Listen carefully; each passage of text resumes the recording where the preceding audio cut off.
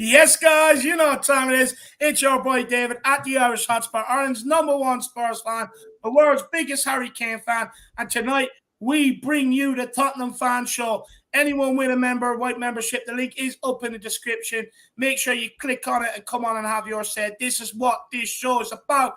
But just to get the party started, Arsenal get battered. Everywhere they go. Arsenal get battered. Everywhere they go. Everywhere they go. go. Watching Tottenham on a Tuesday night. You play Thursday because you're effing shite.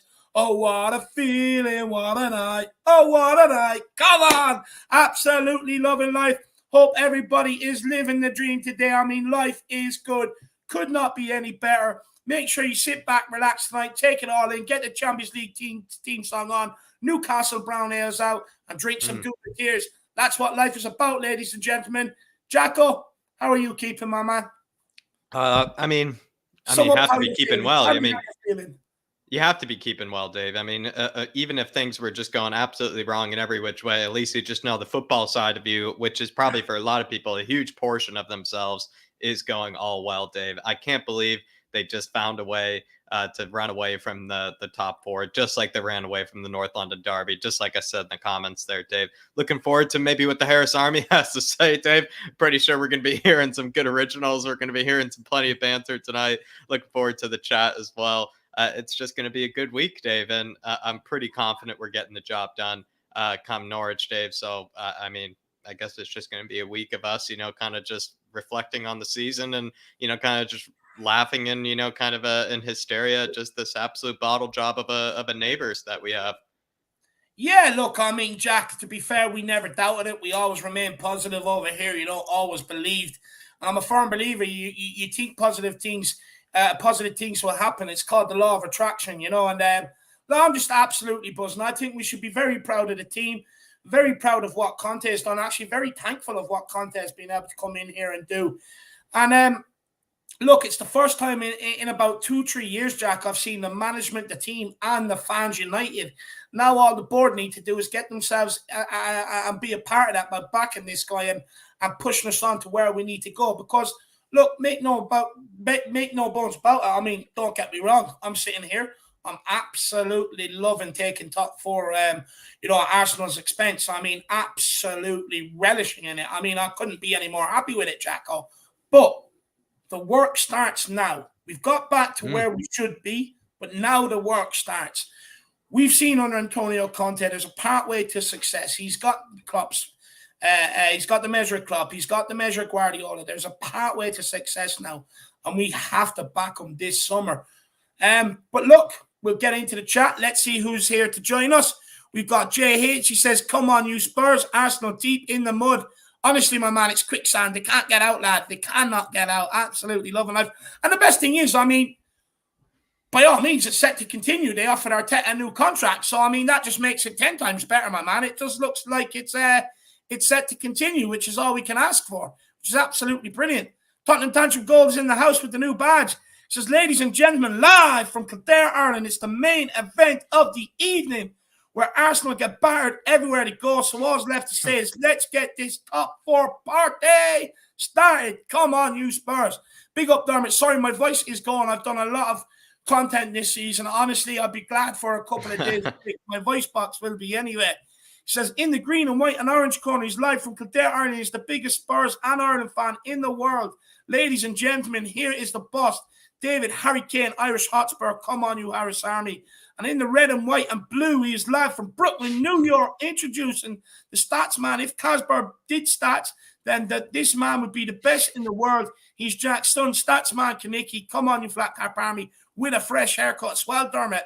And he says, to all the Gooner fans, Ian Wright, Tony Adams, George Graham, Lee Dixon, and all the Arsenal player boys, you forgot Martin Keown as well, Dermot.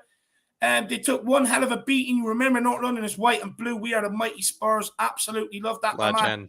Adrian says, what do we think of Arsenal, boys? What do we think of Arsenal? Shit. What do we think of shit? Arsenal. That's all right. We hate Arsenal. We hate Arsenal. Buzzing. I'm buzzing. Robbie Coyne says, Davey sprained my ankle Saturday evening kicking the ball around with a young one off work all week. I'm effed, lad. but the win against Burnley and the beautiful football Newcastle played, still smiling. I mean, Love that, honestly, Rob. I mean, it's got to take away from the pain. In fact, you probably took the right week off work, my man, because at least now you can enjoy it all. You can sit back, have a few beers, take it in. So what I will say, again, power of positive thinking. There's always a positive side. And this week, you couldn't have picked a better week to do it, in my opinion, my man. So big no up, better time, Dave, to put the foot up, have it, put the foot up, keep it raised, to put the swelling down. And I'm pretty sure that Arsenal bottle job that you witnessed, Rob, definitely kept the swelling down, my man. Certainly kept any stress away. Big up, Rob. Yeah, big up, Robbie. Up, you're keeping well, brother. We've got the regular in the house. Big up, my man. We've got KPV. Good to see you in the building, lad. I hope you're keeping well. I know he's loving life. We've got Mick Ermlock. Good evening, lads. Come on, you Spurs won't be around tomorrow or Thursday. Well, my man, I hope you will be okay, my man. Like I said, I still haven't got an email, but it will be. My email is in the description below if you do want to email me. But I hope you'll be okay, buddy. Big yourself up. We've got Damianos 13 top 4 and finishing above the scum is all I wanted from Conte this season. Come on, you Spurs. I mean, look, it's all we could have expected from Conte. I mean, like we set the target top 4 and the guys delivered the top target. And for me, there's only one man take this club forward now, back him. But big up the absolutely Damianos. Mark says, what a great time to be a Spurs supporter, bathing in Woolwich beers. It's raining every day, Mark. It's been raining every day, honestly. I mean, we don't even need an umbrella, don't even need a raincoat. You just honestly walk outside with a big T-shirt on and just, just sit back and just get drenched in the Woolwich tears, my man.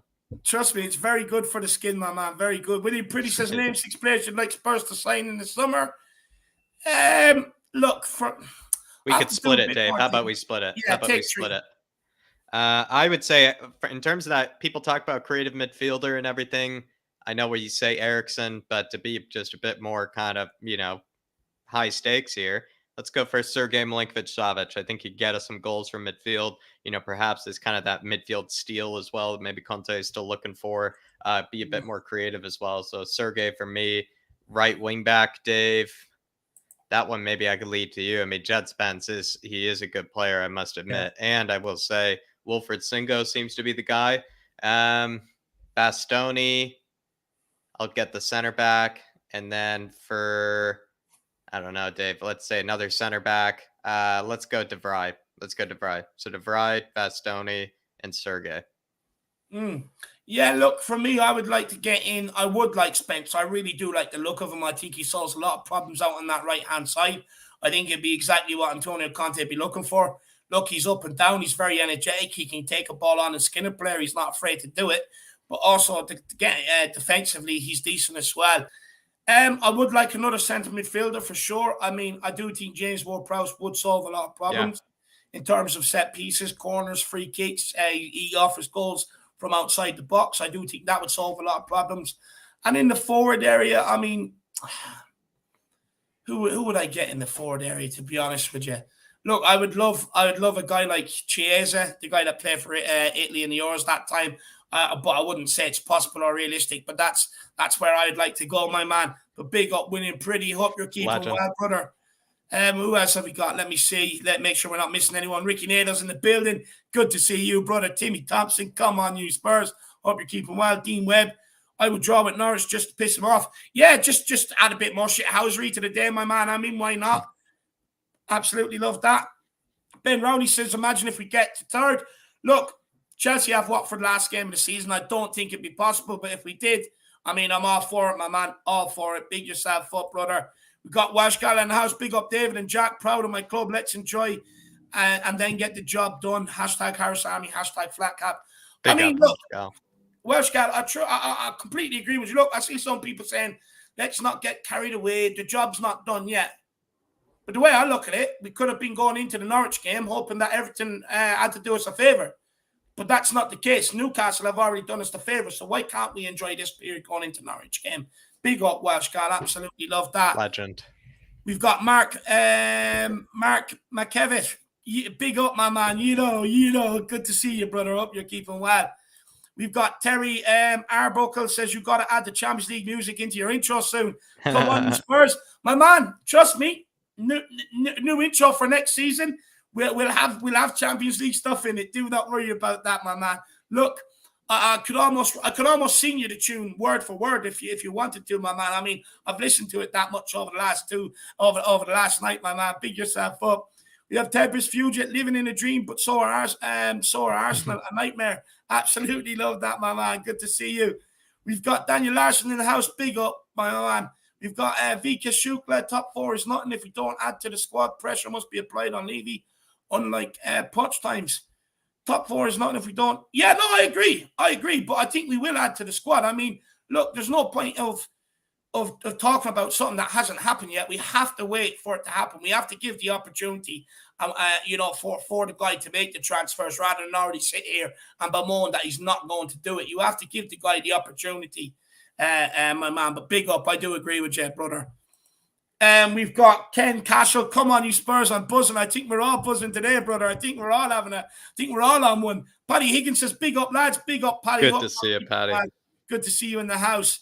We've got Leanne Rowley says, imagine if we could get to third. Come on, you Spurs. I mean, look, I don't think it's possible, but if it happens, I mean, I don't know what to say to people, to be honest with you. If it happens, it would be absolutely unbelievable. I mean, I'd be so happy. I mean, we could stick it to Chelsea as well.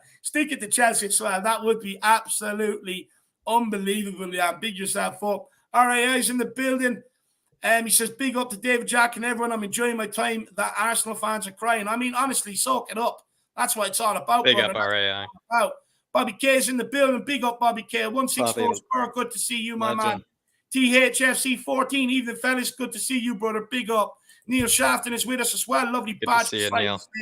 Big up, Neil. Good to see you in the house. Tequilo 316. Another one, that lovely badge beside the name.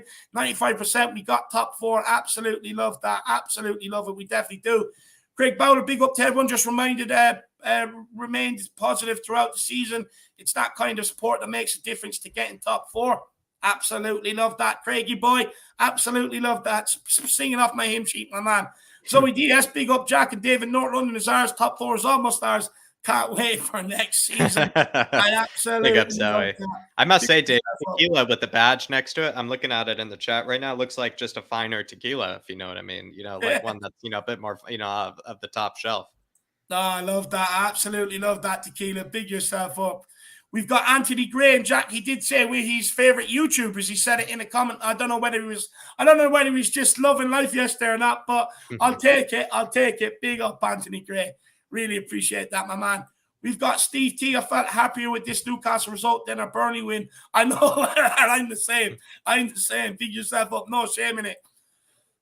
Good evening, King Huddle. I hope you're keeping well, brother. Good to see you. Same as P.O. Block. Good to see you, brother. Big up, King Huddle. We've got Jay Keaveney. Good to see you at Back Delhi to score on Sunday. No need. It doesn't matter if he scores now, my man, but I want your bet to come in. I do want it to come in. John 071, big up, Jack and Dave. Looking forward to the Dark Side G show.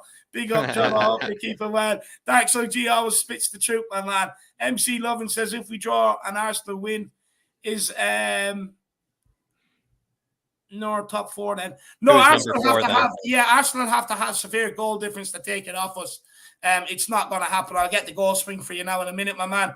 Dark Sun G says there's no way where a 23 total goals scored Norwich will beat us. That has Son with 21 goals. Son will get golden boot on Sunday. Groeners will lose on Sunday. Do you know what, Dark Sun G? I mean, look, I just do not envisage Norwich beating us whatsoever. I don't think they have the firepower to do it. And I agree with you. They've got scored 23s in total. Son has scored 21. I mean, look at the numbers. They just tell you that we're going to beat them, Jack. Yeah. I mean, with Norwich, I mean, you'd like to think that maybe Spurs, right? It's all set up for the most glorious of Spursy, kind of incidents. But let's be honest, Norwich, they're pretty awful. They've been pretty awful this entire season. They're not even like a team like Burnley or kind of like Brentford that, kind of know how to sit deep and know how to sit back, and be really organized. They actually do sort of kind of take the team, take the game to you a little bit, kind of in a sort of naive kind of way. I don't know, Dave, if it were a different team, like maybe a Burnley again, something like that, let's say it was Burnley last game of the season, maybe I'd be a bit more worried. But the fact that it's Norwich, Dave, I don't know. I'm just not worried. I've just seen the stats. I've seen kind of how they play this season. There's not even a team that really, stifle teams like ours, or, they stifle other types of teams, but not teams like ours. Teams like ours, we always do well when teams try to take the game to us. They sort of kind of do that. And you would think the last game of the season, they might try to do that, which again plays into our hands. Yeah, 100%. Big up, Dark Sunji. Don't let anyone take that confidence away from you, my man. Big yourself up. Got Peter Spillane in the building. Let's finish the job. Big time Sonny getting the golden boot with hat-trick. Great show, lads. Really appreciate that, Peter. And I really do want Sonny to get the golden boot. It just top off the season nicely. It's just like that cream on top of the trifle. It's just delicious, my man.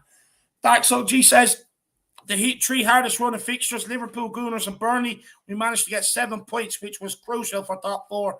And to send Gunners' mentality packing. I mean, look, I agree. I mean, even Leicester was a tricky one. Going away to Liverpool, pulled a point.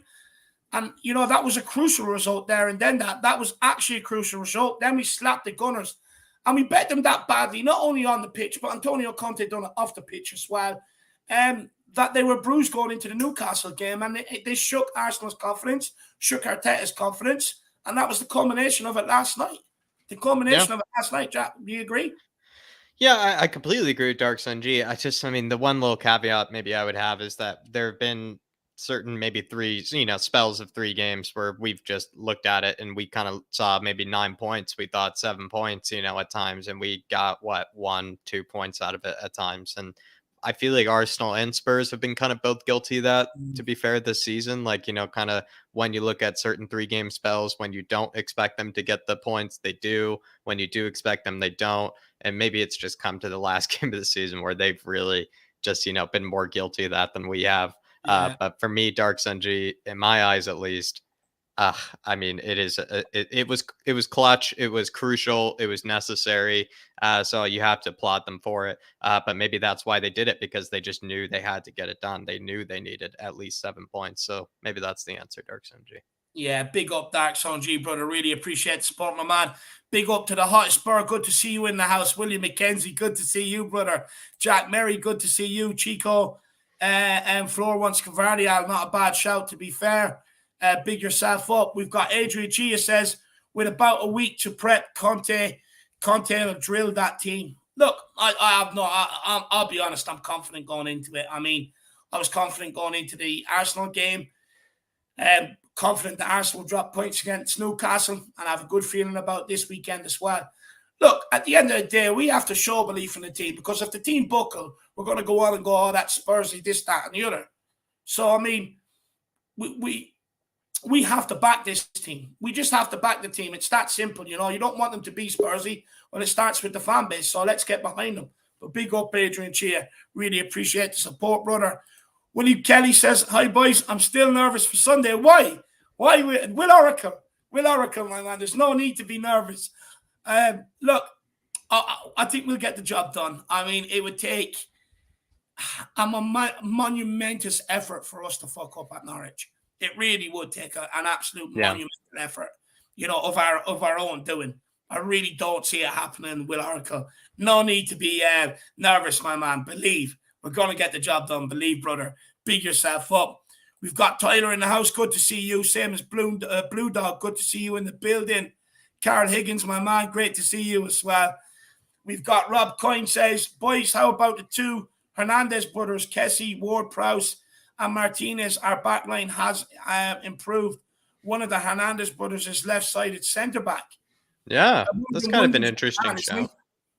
Yeah, that'd be kind of an interesting shout, because he'd be kind of similar to Ben Davies, where he's not that tall, or anything. But what in comparison to Ben Davies is that he definitely has probably a bit better, technical ability. And then on top of that, he is definitely a lot faster than Ben Davies. I mean, both of those Hernandez brothers are absolutely lightning quick, I must say. And the one that's even a center back, I think David knows as well, is also really quick as well. He has incredible recovery pace. So he could actually be quite useful. I haven't thought about that, but I think he has a future at Bayern, if I'm going to be honest. But the other one also has a huge future with Milan. He's basically the best left wing back in the world, you could probably say, to a degree. Kessié gone to Barcelona, Ward-Prowse. Yeah, I think Ward-Prowse, the more and more you think about it, the more it makes sense, and the more it really, really helps out Spurs in a lot of different ways. And it's also English, which is good, kind of helps homegrown quota. it's all really, kind of makes sense in the case of Ward-Prowse Martinez. I feel like I'd like to look elsewhere, instead of looking at Lautaro, but I do like Lautaro. Yeah, look, I'm not sold on Lautaro. Ward-Prowse, I think you're definitely on the money there. I'd like to see him come in. The only thing is, though, will we be priced out? Will Southampton look for too much? We'd have to wait and see. Kessié is on his way to Barca, but I'd definitely take one of the Hernandez brothers if they were gettable, my man. Big up, Rob. I know your man at Milan is really enjoying his time. I think he signed a new contract there recently, and I don't think he wants to go anywhere. So it'd be interesting to see what happens there. But big up, Robbie, my man. Really appreciate the support. And like I said, I hope you're enjoying your week off work. We'll take a few more and then we'll bounce in to start getting on the callers because I just have a feeling we'll have loads today, which is great. Spaghetti Slayer says, "Oh, for nothing documentary." Absolutely love that. I can't wait for it to come out, I just see them all talking about top four all the way up until North London Derby. And then we beat them. Honestly, we had a massive part to play in their documentary. It's unbelievable. Might have to do like a bit of a series, Dave, where you and I, watch, the episodes together, kind of review, them kind of quickly, a bit of a short podcast on it, talk about, the development of Lego Man's character, and everything. Be interesting. Yeah, I'm sure you'll see him talking in the mirror to himself. You can do this. You can do this. Try to talk himself up. Gary Paul Speed, good to see you in the house, my man. I hope you are keeping well, brother. Says the wheels have officially fallen off the Gooners cannon. Laughing my ass off. Come on, you Spurs. It's a floppy cannon now, Gary Paul Speed. It's a floppy one, my man. It's not cannon anymore. Big yourself up, brother. Good to see you in the house. Take a few more. We've got Blue Eyes. Good to see you. The big man like Dave and Jack. And all the Harris Army, I'm still partying and all. Come on, you Spurs, Champions League, here we go. Tottenham till I die. The party doesn't stop. It'll be going all summer long, providing we get the job done against Norwich. Big yourself up. Georgie Hill is with us. He's one of our own. He's one of our own. He's one of our own. You just have to laugh at the runners, lads. Honestly, I put out a tweet last night. I was like, look, Twitter is usually sometimes not a good place to be, but put out a tweet last night. It's just like, is it me, lads, or is it just like Twitter's a wonderful place to be when Arsenal lose? I mean, it's absolutely brilliant. Big up, George. Well, Ben Kaufman's in the building. Big up the Calf. I hope you're keeping well, brother. Hope you're keeping well. The coffee brewer, my man. He's brilliant at what he does. Autism, big up. Good to see you in the house. Ayanami, great to see you as well, buddy. And we've got Neil Shafton. Big up, Neil. Big up, Neil. Really appreciate the support. Hopefully, we're not taken away from your hopefully, this isn't the deciding factor between one of your collectibles. Big up, my man. Says this has been my first participation in a group for something I have been missing for 40 plus years. I thank David and Jack and all the members for allowing me to have a second family. Come on, you Spurs, love you, Neil, and Yids. I mean, look, I always get emotional when I see this sort of stuff because, from where I was to what's happening to me now, I mean, everyone's helping me live my dream, live my best life, doing this and following a dream I've always had. And it's absolutely incredible. And without you guys, I wouldn't be able to do this whatsoever, and I owe absolutely everything to you guys. Yeah, Jack, do you want to say something to Neil? Neil, I mean, this is a special community. Like maybe even Vikas just said, this is the feel good channel. This is the one where, if you want to be positive and, feel good about Spurs or even just get a laugh about Spurs. Sometimes, Dave, we might be negative about Spurs, but usually we even have a good laugh about it, at times. And it's just kind of Neil. I think this is a special sort of community. People are really nice to each other in the chat. Everybody, says hello to each other. Everybody asks how each other is doing. Everybody vibes, it's just, honestly, it is a special community. I completely agree, Neil. But it's because of people like you, Neil, that have kind of made it this special community, my man. You've taken a huge part in that, my man. So give yourself a bit of credit, brother. But it does feel good. And like you said, it is really special. And it is something that I don't know if I can really compare it to, my man. And really appreciate it, brother. And I do want to stress that, the community is only what it is because of every single one of you always talking to each other, making sure everybody's okay, getting your opinions in there, chatting to each other with your opinions in the chat and everything else. You guys are the one that create the community. You guys are the ones that dictate whether you want me and Jack to continue on, doing this and stuff like that by tuning in and everything else. And we really appreciate it because, everything you do for us, you really do help us live a dream. Help us live a dream that we never thought was possible, my man. So big up, Neil. I really do appreciate that. That's such a wonderful comment. I get way too emotional when I see them stuff and the reason why is just purely because this is something I never thought I'd be doing. I never thought I'd be ever, talking about Tottenham, analysing Tottenham, and it really is a dream come true. So that's why I get emotional. But look, we'll move on. Richard Blackdog says, as from Monday the 16th, the term Spursy will be replaced by the phrase Arsey. This celebrates Arsenal top 4 hopes dying. Rest in peace. Loving the shit house, Richard. Absolutely loving it. Yeah, look, we'll have St. Arseholes Day. I think we'll start having that. We'll celebrate that. Come the end of the season, the minute the Norwich kickoff and the minute the Norwich game ends, we'll have St. Arseholes Day. So we will, in memory of all our fallen comrades over there at the Arsenal. So I think we'll definitely have that. Jack, will we have a St. Arseholes Day? Yeah, I mean, absolutely. But, Richard, a lot of us maybe sometimes have the unfortunate, circumstance, maybe having, maybe a friend that is a gooner. Maybe this time of year, Richard, head into wherever, store, maybe you get, your cards and your letters, look for one of those where it's just like, better luck next time, like you gave it your best shot. Like you worked really hard for it, but it was so close yet so far. Those kind of sort of, sentimental, just kind of like, just kind of pat on the back sort of kind of letters, I would say, Richard, because that's what they kind of need in this kind of time of, kind of sadness, this kind of, this really tough time for, I'd say, Arsenal fans. It's just need a little pat on the back from people like you, Richard. Pick yourself up, brother. Yeah, big up Richard, my man. I really appreciate it. And I love in the shithousery. St. Arseholes Day, is Sunday as soon as the final whistle ends. Might even pop a bottle of bubbly, pop the party poppers. I mean, why not? Let's go for it. They seem to be a massive occasion for them. And then they have the audacity to come over here and say, oh, show me your trophies. I mean, you invented a day to celebrate because you didn't have any trophies to celebrate at one stage. So, I mean, let's all settle down here, Arsenal fans. I mean, know your place. Know your place. We're now your bigger brothers. Respect us. Big up, Richard. Adrian Chia says AFC gave away fans a free drink, a bottle each. Absolute bottle jobs. Absolute bottle jobs. I mean, absolutely loving it. That free bottle they gave away was to catch their tears, though, because they knew what was coming. They didn't want any floods at the Newcastle Stadium. So they in fairness, Newcastle done us a favor. They said, look, bottle them, and then we'll recycle it and sell it to Spurs fans. So, I mean, that we're just going to help and that'll go towards Newcastle's transfer key. So, big up everybody in Newcastle. Really appreciate that. Big up, Adrian. Big up, Adrian. Right.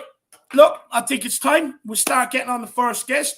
Just before we do, everyone make sure you smash that like button. In fact, actually, obliterate that like button because top fours is our babies. Welcome to the Champions League party. Smash that subscribe button if you are new. The most positive and infectious content around. So the people in the chat keep saying to us. They really, really do love it. So everybody, that's the reason why you need to smash that subscribe button. And guys, I know people are probably, tanked out with buying the Newcastle Brown Ales. No problem. But at any stage, feel free to drop a super chat, guys.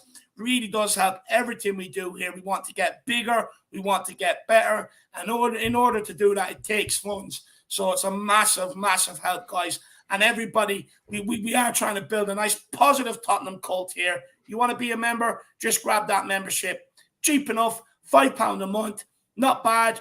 Good deal. And we're going to be upgrading it all over the summer. So you're going to get a lot more perks, extra content, everything else, guys. And basically what that does, if all the 6K subscribers had one, it just means it gives us security going into every single season with nothing to worry about. And that would be an absolute pleasure. But look, I really do need to turn on my aircon because, I mean, I'm about to piss sweat. So I'm just going to turn my camera off for 1 minute, but we're going to get on the one and only Chris to join Jacko for a minute. Honestly, I'm sweating like a loony. Evening, Jack. Big up, Chris. You can see Dave. He can't even handle the pressure already. It's top forward, Chris. He's already sweating. See, David's Ireland's number one Spurs fan. I'm the Northeast number one Spurs fan. Newcastle done me proud last night. Dave, or Chris, honestly, I am thankful for the Northeast of England. I must say, they stood strong. They absolutely bullied them in their own park. What did you make of that performance? Did you see it? It cost me a fortune in breakfast this morning from all the Geordie supporters, but it was worth it. Is it happening all week, Chris? Do you have to, maybe dig into the savings a bit, to keep them happy? No, I told them that's a one-off. They've done us one favor. That's enough. Good man. But Chris, I mean, like I said, previous question, did you kind of see this happening? Did you see them maybe bottling it in this fixture? After we smoked them at our ground and Conte done his voodoo on Arteta, we could see that Arsenal were going to get smoked by Newcastle. They were running scared. Yeah, they were. Chris, I have a theory that I think Antonio Conte actually, had Newcastle defeated going into the game by playing the 5D chess, basically making Arteta feel, belittling Arteta, making him feel like a little boy, and maybe made Arteta overthought it. Because to be fair, you look at the two games, he's got his tactic completely switched. He should have sat back against us and then went for it against Newcastle, but he didn't do that. He went for it against us and sat back against Newcastle. Do you think Conte defeated him? Yeah, I think he does. But what do you expect when they got Ben Shite in defence? and Tommy Asu doing a runner after 36 minutes saying, I don't want to play. Yeah. What do you expect? Tapping out. Like tapped Gabriel. out. He pulled the Gabriel on it, Chris, huh? If he said, you know what, I don't want to stay up in the northeast, I don't like the weather, so I'm out. Bye. Come here, was there any traffic jams, coming out of Newcastle last night? It was all going. Yeah, it was all going down south, back down south, down the M1. It was flooded tears. Yeah, it was flooded. It was just pure. The roads pure were Arsenal wet, tears. but it wasn't raining. I believe they couldn't get out there quick enough, Chris. Well, put it like this: their tears flooded the time, so they had to leave quick time. So you know what I'm saying. So it was all good. Actually, I do want to talk about this. Everyone see Egal's this guy Egal. He's there calling Tottenham fans outside and everything else. Honestly, when I watched it, all I could think of Delia Smith at Norwich. Where are you? Where are you? Absolute pathetic. Big up, Neil. Big up, my man. That's what the Newcastle supporters were shouting to the Arsenal fans last night. Where are you? We can't see you. Where are you? What was it? They were chanting something about Champions League to them. It was brilliant. They were chanting. They were chanting Champions League. You're having a laugh, ain't you? Champions League. You're having a laugh. Champions League. You're having a laugh. Champions League. You're having a laugh. Champions League. You're having a laugh. I love it. But look, come here, Chris. How much praise do you give to the Tottenham players? How much praise do you give to Conte? And how much praise do you give to the board for this turnaround in our season? Do you know what? The board are getting very little praise from me because they don't deserve it, because they employed Nuno at the start of the season. Could have ruined us. Yeah, true. Conte coming in was the best thing that could happen, and Paratici bringing Kuvalevsky and Bentancur in January. Best things that could have happened to our season. Yeah. I'm not praising the. I refuse to praise the board for bringing in the statue. No, that's David, fair. That's fair. Dave, cast your mind back to the first Arsenal game when I went on a mega rant because of how shit we was. Yeah. This was the 360 turnaround. Yeah. I can't praise the players high enough. You've come a long way, Chris. You've come a long way. You're now a fully fledged believer, my man. You've come a long way. I still want Stink sold. He's the first one I want out the door. He's the David. I can't be nice about him no more. I've tried. It doesn't work. That little runt the water boy needs to go. We can send it. We can give him to Arsenal. We can give him to him. He might mop up their tears. Chris, what have you made of the fact that he said that he wants to leave? He's almost declaring that he wants to leave before the club, has declared that they want to get rid of him. I mean, that's a bit ridiculous. Well, pay for his taxi then. Pay for his taxi and let him go. Well, it sounds like he wants to pay for it himself, Chris. I mean, you kind of have to, credit him, I guess, sort of, because it's good that he wants to leave as well. But, it's a bit shocking that, it's Winks that has to show himself out, not the club that's showing him out. Thank God for that. Let him show himself out. And hopefully the door smashes him on the way out and all. But, seriously. Yeah. Bye, Winks. See ya. See you later. Hopefully all that. Adios. Bye now. Go to the Bulgarian League. Bye. Hopefully all that money up in Newcastle, they might take a punt on him, Chris. But look, I mean, Conte. Let's speak about Conte for a minute. What do you think of Antonio Conte, Chris? Because this guy he's got, what is it? I think he's on 53 points now, only been bettered by by Pep Guardiola and Jurgen Klopp since Conte has arrived. You know, again, I think we've scored 50. I think it's 50, 56 goals now, only bettered by, again, Man City and Liverpool since Conte has arrived. What do you make of the job Conte has done here? Look, we had a bit of a rocky road at the start of Conte's reign because of the crap we had in the team. We had Dele Alli and Wings who just did nothing for the team, and we were stuck with them for the first few months. Then we got to January, thankfully, and Conte's turned our fortunes around. We're not scared to play teams no more. Yeah, we're going into all games with no fear. Can you imagine having Nuno going against Liverpool away? Or going Man City away with the statue? Do you think Lego Man's team went into yesterday's game with fear, Chris? Conte rattled the Lego Man. Conte rattled him good and proper. Rattled him that much. His hair nearly Do you think the players as well? Do you think the players were also a bit rattled, going into that game, Chris? Or do you think it was just the manager that was a bit rattled? No, I don't think Conte rattled the players, Jack. I think they're still having nightmares of the night at the Lane. They're still thinking, shit, why did we even show up? See, this was karma from them cancelling the game the day of the North London derby back in January. That's karma for them. Come back and bite them good time. It did. Nah, it's what they deserve, my man. I mean, look, I'm a big believer in karma, and that's why I always try to live my life by the rule book if I can, and that's what happens when you manipulate the rules, and I'm delighted for them. But look, Chris. But David, there's one thing I've got to say. There's one man who's in hiding at the moment, challenged me at the start of this season, said we weren't even going to finish them in the top 8. Where are you? Yeah, we'll have where to are you, Mr. Smith video for him. Where are you? Where are you? We need you. Yeah, because there was a certain man, I'm not going to mention his name, said we weren't going to finish in the top 8 at the start of the season. I told him we're finishing in the top 5 and we're finishing 4th. So where are you now, sir? Chris, he kind of often accuses, David of, and you of hiding a lot. Do you feel like, do you feel like, he's the one hiding this time?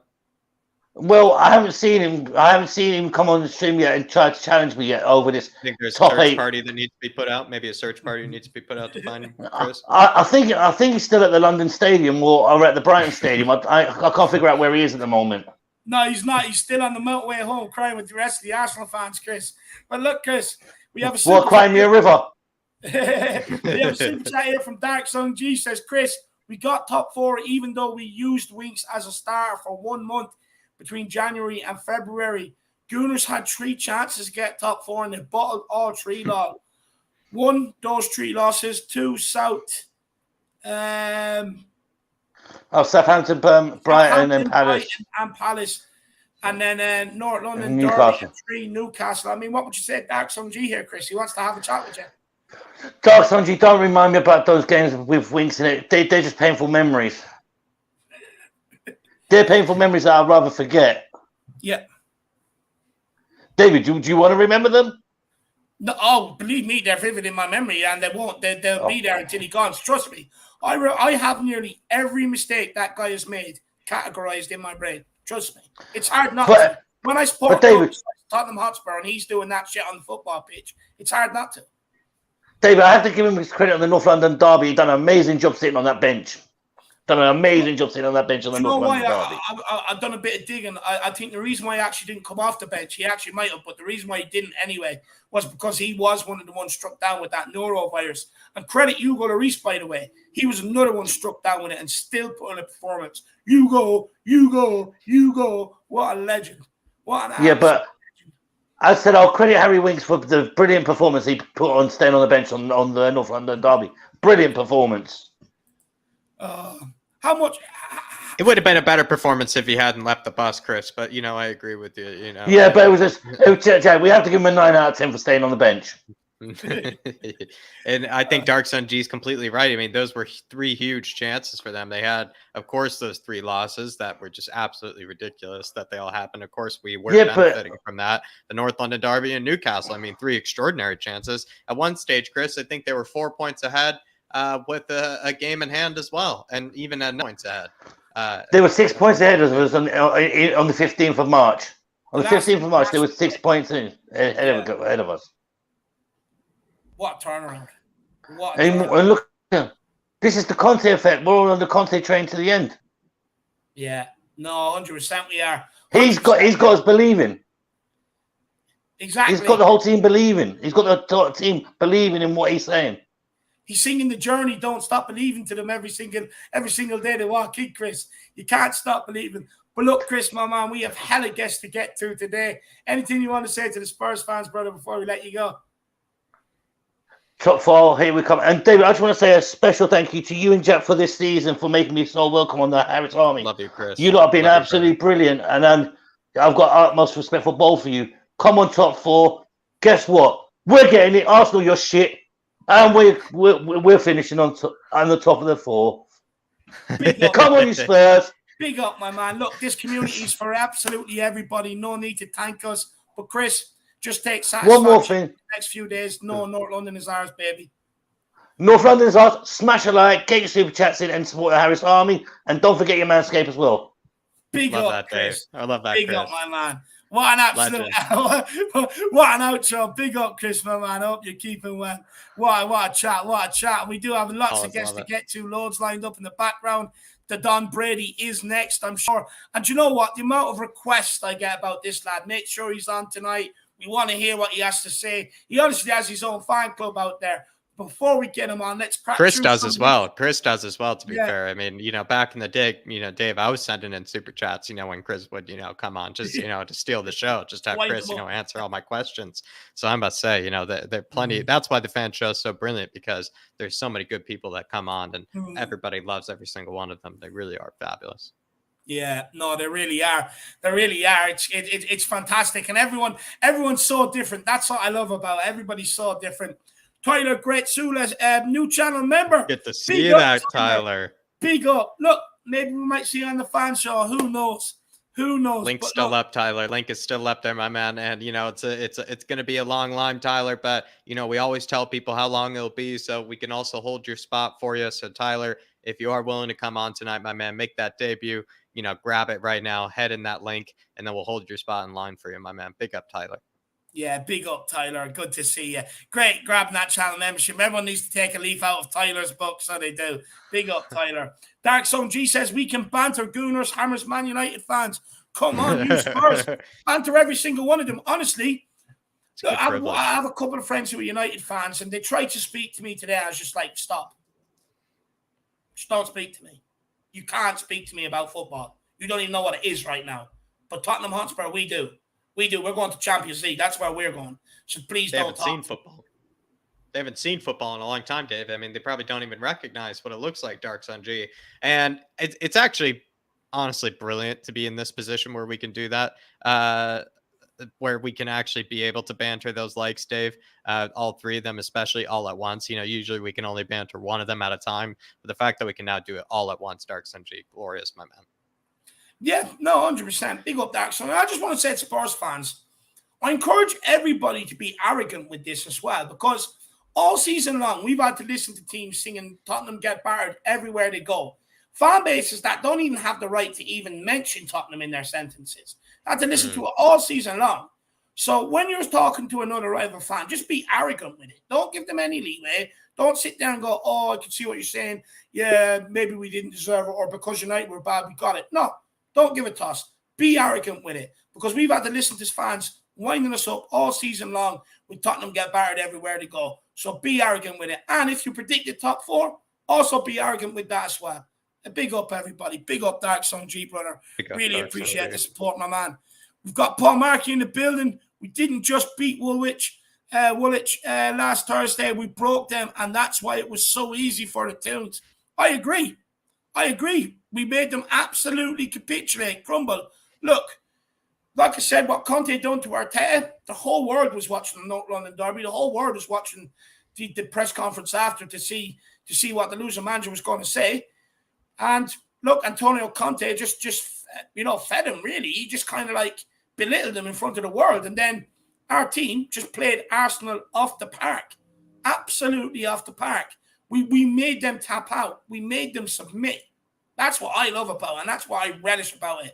Honestly, you could have had a wrestling referee out there doing the 1, 2, 3. We absolutely submitted them, Jack. Yeah, no, we really did. And to be fair, it probably even rattled, Arteta's tactics, Paul, because, at one stage, right, he was sitting back against Newcastle. Then he started throwing the kitchen sink at it, left no center backs left on the pitch. Honestly, he had the manager rattled. The players were rattled. They probably didn't really know what to do with themselves, after that sort of beating. And they also knew that Spurs took their foot off the gas as well. In fact, we were actually being quite gracious to them with that sort of kind of defeat. We could have probably added 3 more actually after 3-0. We really, if we wanted to, Paul. So I bet they were completely shook, my man. I completely agree with you. Yeah, big up, Paul, brother. Really appreciate the support, and hopefully you are enjoying life, brother, because we all deserve to enjoy it. We really do. Look, we've had to listen to loads of things. Tottenham are shy, this, that, and the other. We're not good enough. Everything bad about Tottenham. Well, now it's time to enjoy it. Enjoy the good things about Tottenham. Big up, my man. Big up. Tyler can't make the debut tonight. Dave out with an injury. Well, Tyler, let us know because Antonio Conte, so we can get it in the press conference when Tyler, you're getting back in here, my man.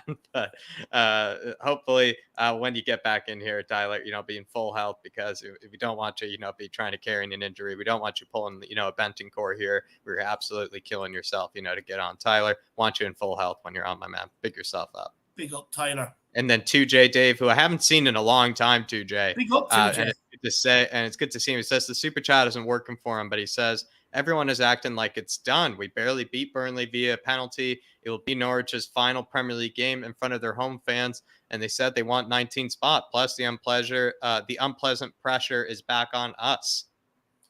I mean, I want to be a millionaire, but that doesn't mean it's going to happen. At the end of the day, look. Norwich aren't going to roll over. I agree with him. I do agree with 2J. Norwich aren't going to roll over. They will want to give their fans something to shout about before they end their Premier League journey. But I just don't have any fear under Antonio Conte. I just love his mentality. I love what he's about. I believe the squad is starting to be molded into his shape. And just Norwich hasn't really caused anybody problems all season long. And I mean, look, if we don't beat Norwich, we haven't a hope in hell in competing in the Champions League, so we don't deserve to be in it. But I just don't see. I'm just not nervous. I'm actually not nervous. Yeah. 2J, I know it looked like that we only won by penalty, but we broke it down on the tactical breakdown. If you really look at the chances that we actually had, I mean, we could have won that 2-0 at least. There really were some, chances kind of, there was at least one big chance missed by Kane and one big chance missed by Son. And one that you would probably expect them normally on any given day, usually to bury. And then there were probably a few others as well. So I know it looked like that we won just by penalty, but there were actually some pretty glaring chances that we could have done better with. And we really peppered their goal. It's not like they really stifled us too much. We just didn't really have the finishing boots on. But it's a good point, 2J. And to be fair, knowing this team, they might, take their foot off the gas. Maybe they might think it's already won. So it's a good point there, 2J. But it's just good to see you back, my man. It's just good to see you back. Big up, 2J. Robert Harvison also becoming a new member. Big up, Robert. Love the name as well. And he just says as well, Jack, that he's a long-time lurker. I'm trying to find it. He said, I'm a long-time lurker, now a member. Come on, you Spurs. Big up, Robert Harvison. Hopefully we see you on the show some stage, my man. Look, we'll be going all summer long, all the way through next season. So hopefully we see you at some stage. But big up, Robert. Absolutely love that, my man. Absolutely love that, my man. And we want everybody to get that membership. Everybody, big up, my man. But look, we are an hour in. Well, we're 53 minutes in. We've only gone through one guest, so we better speed it up and get them on. We don't want to be keeping everybody here all night. Plus, we've got hella guests to get to. Let's get on the next one. He is requested on no matter what day I wake up, no matter what platform I go on to, this guy is requested. Let's hear what he has to say. I'm not even going to ask him questions. I'm just going to let him speak because that's what everybody wants. Philip, how are you keeping, my man? Oh, yeah, okay. Could be worse. We could. I was just sitting there thinking when I was waiting to come on there that I went on my holidays two weeks ago yesterday, and I was worried more about the Spurs results and with the plane crash, And we beat Leicester the day we left. We drew with Liverpool the following Saturday. Then we beat Arsenal, and then we beat Burnley, and then I came home. So I reckon if I go away next year as a selective time, we'll not lose 4 matches. So I'll have to pick my holidays very carefully when I see the fixture list. But I know it was seriously. it's been a roller coaster the last couple of weeks. I mean, I've got to give the team, everybody associated with the club, and especially for the fans, for the roasting they gave Arsenal last Thursday night. Yeah. I mean, that was the greatest, crucifixion of a team by fans that I think I've ever seen. They absolutely destroyed. They couldn't live with it.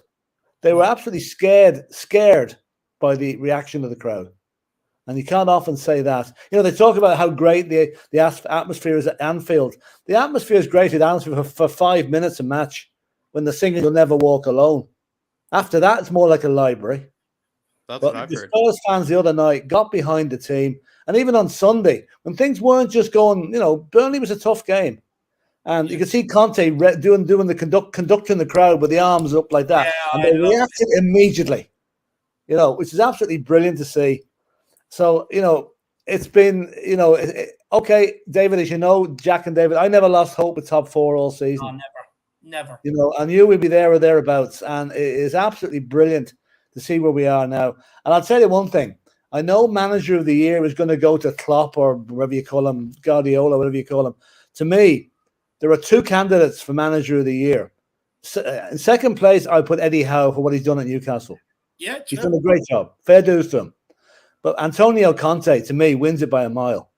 Yeah. Look where we were when he came in on the 2nd or 3rd of November, and look where we are now. It's the greatest turnaround, I'd say, in football history, nearly in the Premiership history. He's turned a team with no hopers into a team of Champions League wannabes. Yeah, and that he deserves immense credit for that. Hasn't he been the third best manager since he's come in? Technically, Philip. Anyways, he's had the third best record or something since he's come in. It must be close enough. I don't look up the stats that much, but it must be because he's taken a team of a broken team and fixed it. And what has he done? Okay, there's been hiccups along the way. The Burnley away game, the two games we went, Brighton and Wolves. If you added those 9 points to them now, we'd be pushing. We've been comfortably in third place. And that is going to be it's going to be a great close season this year. With the appreciation, we're going to be in with the big boys again next year. But it's just one word of caution now, and I'm not being negative by saying this, right? Yeah. But there's 2 seasons in the last 10 or 12 years. The Spurs have played a relegated team on the last day of the season and got beaten. Now, I know Conte won't allow this, but remember the year we got into the Champions League by beating Man City 1-0? Peter Crouch scored that goal. Yeah. 3 days later, we went to Burnley and they beat us. 2016, we went to Newcastle, having just qualified already. Going for second place, 5-1. So, there can be no complacency, but I have no doubt Spurs will put on a show on Sunday, and we will absolutely go out in style. Yeah. And, and hopefully Watford perform a miracle and beat Chelsea, because if we got third, that'd be even better, I don't think that's going to happen, though. No, look, if it happened, that'd be nice. I do want to touch on Antonio Conte, though, would you, Philip? I mean, for me, this guy is an absolute dying breed. A dying breed. The way he manipulates the press, gets the crowd together. And this guy has got the crowd and the team to join forces. He's constantly in the press, asking for the fans to create an absolute special atmosphere. I mean, Conte's a dying breed, isn't he? He is, yeah. He's one of a kind, really. I mean, he's unique. He's I've never seen a guy who wears his heart on his sleeve. I mean, I would say if he went to see his son's under-10 football match on the sideline, he'd be exactly the same. He's the type of guy, he gets totally involved with any club that he's playing with. I heard his comment was, would he be watching the Arsenal game last night? He says, yeah, I like to watch football and I like to suffer. Some words to that effect. Now, thankfully, he didn't suffer too much last night. Yeah. But no, he's okay, when he was with Chelsea, we probably hated him for winning the league with them. But I'll tell you one thing, the right acquisitions in this summer, and we're going to be pushing hard next year. 100%. And I mean, Philip, look, you brought it up. I mean, what do you want to see from this club over the summer now going forward? I want to see Daniel Levy break the habit of a lifetime and support the manager. Yeah. I want Conte to go to Daniel Levy with a shopping list. Right? Okay, we're not going to get everybody on it, but if we can get the players that are actually on that shopping list in the right positions, like wing back, creative midfielder, and a backup striker at the minimum, there's no team next season will want to come and play us. Because they know with a full pre-season behind the club, which Conte didn't have last season, there's no limit to what this club can do with the right acquisition. Because we've got the manager, and we've got most of the players. Just need a few tweaks here and there. Get rid of some of the dead wood, clear out the bench, and it's going to be a good year next year.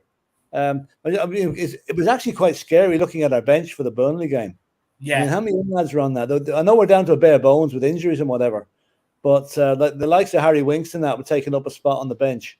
He needs to be moved on, along with a few others. But no, the checkbook has to be open and no limits, because 100%. Look at the money we're going to earn in the Champions League.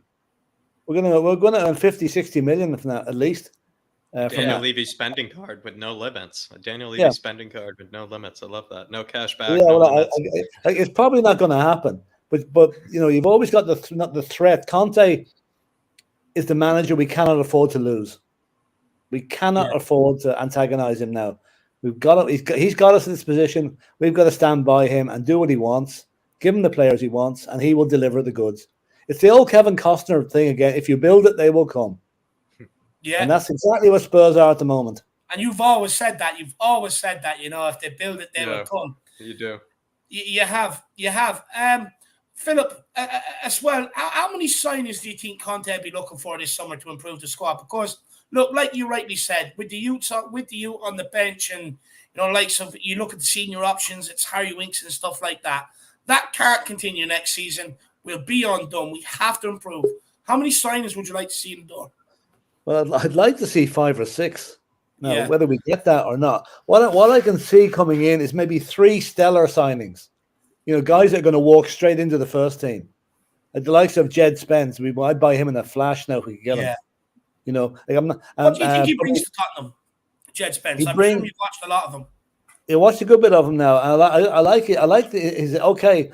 I've seen him more in an attacking mode than a defensive one. But that's what we want. We want a fullback or a wing back that'll go past his man and get to the byline, get those crosses in, which we don't really have. I know Emerson's improved a lot lately, but he still doesn't beat his man enough for my liking, to get the ball in.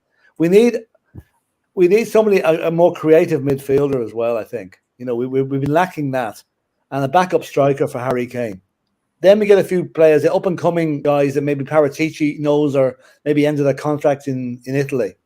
Because I think most of our signings will probably come from Italy, given his contacts there, Yeah. But isn't it lovely to hear, though? This time last year, we were listening to where's Harry Kane going to be going? Not a word about it now. Do you think he stays? Oh, definitely. Yeah. Did you see the body language of the 2 pictures from last year and this year? The last home game. Yeah. You couldn't chalk and cheese. That guy is as happy to be at Spurs at the moment because he knows what's happening if Levy doesn't break his promise to Conte and backs them. And Kane was also saying when he was asked about Conte, Philip, that I hope he stays here. We want him to stay here next season. It's all them sort of little hints. When you look at what he's saying, it leads me to believe that as long as Conte is here, Harry Kane is here.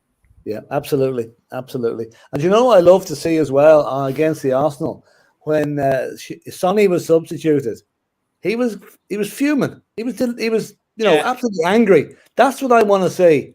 Not players glad to get off the pitch because they're getting abuse from the crowd. And to see Conte putting his arm around them after the match and consoling them and telling them, listen, I need you for Burnley.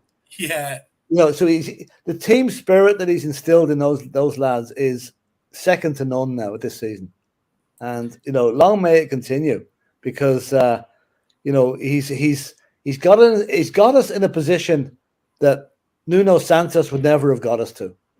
I mean, I reckon we'd be the Everton of the South if he'd stayed. We'd be fighting. We'd probably be looking to stay in the division next Saturday. Never mind head to the top 4. You could see the players just didn't want to play for him. None of them wanted to play for him. You could see that. You can see that the body language was wrong. He was a totally wrong appointment. I know maybe Paratici was involved in that, but that was probably the only mistake he's made, really. And he brought your man in on a past reputation, which is fair enough. All you can do at the time. Nobody can see into the future. But I think all of us it didn't take any of us too long to suss out that guy is not good enough for Spurs. And, by ditching him as early as they did, that was the right decision, because look who we got and look who we are now. Exactly. But look, Philip, I mean, first of all, I want to thank you for everything you've done for us on this channel this season. Second of all, I want to thank you for, even in the shit times, the really bad times, you still come on and put out a positive opinion out there that people could hold on to, shone us a positive light, always kind of put us in a direction that you could get behind, something positive every single time.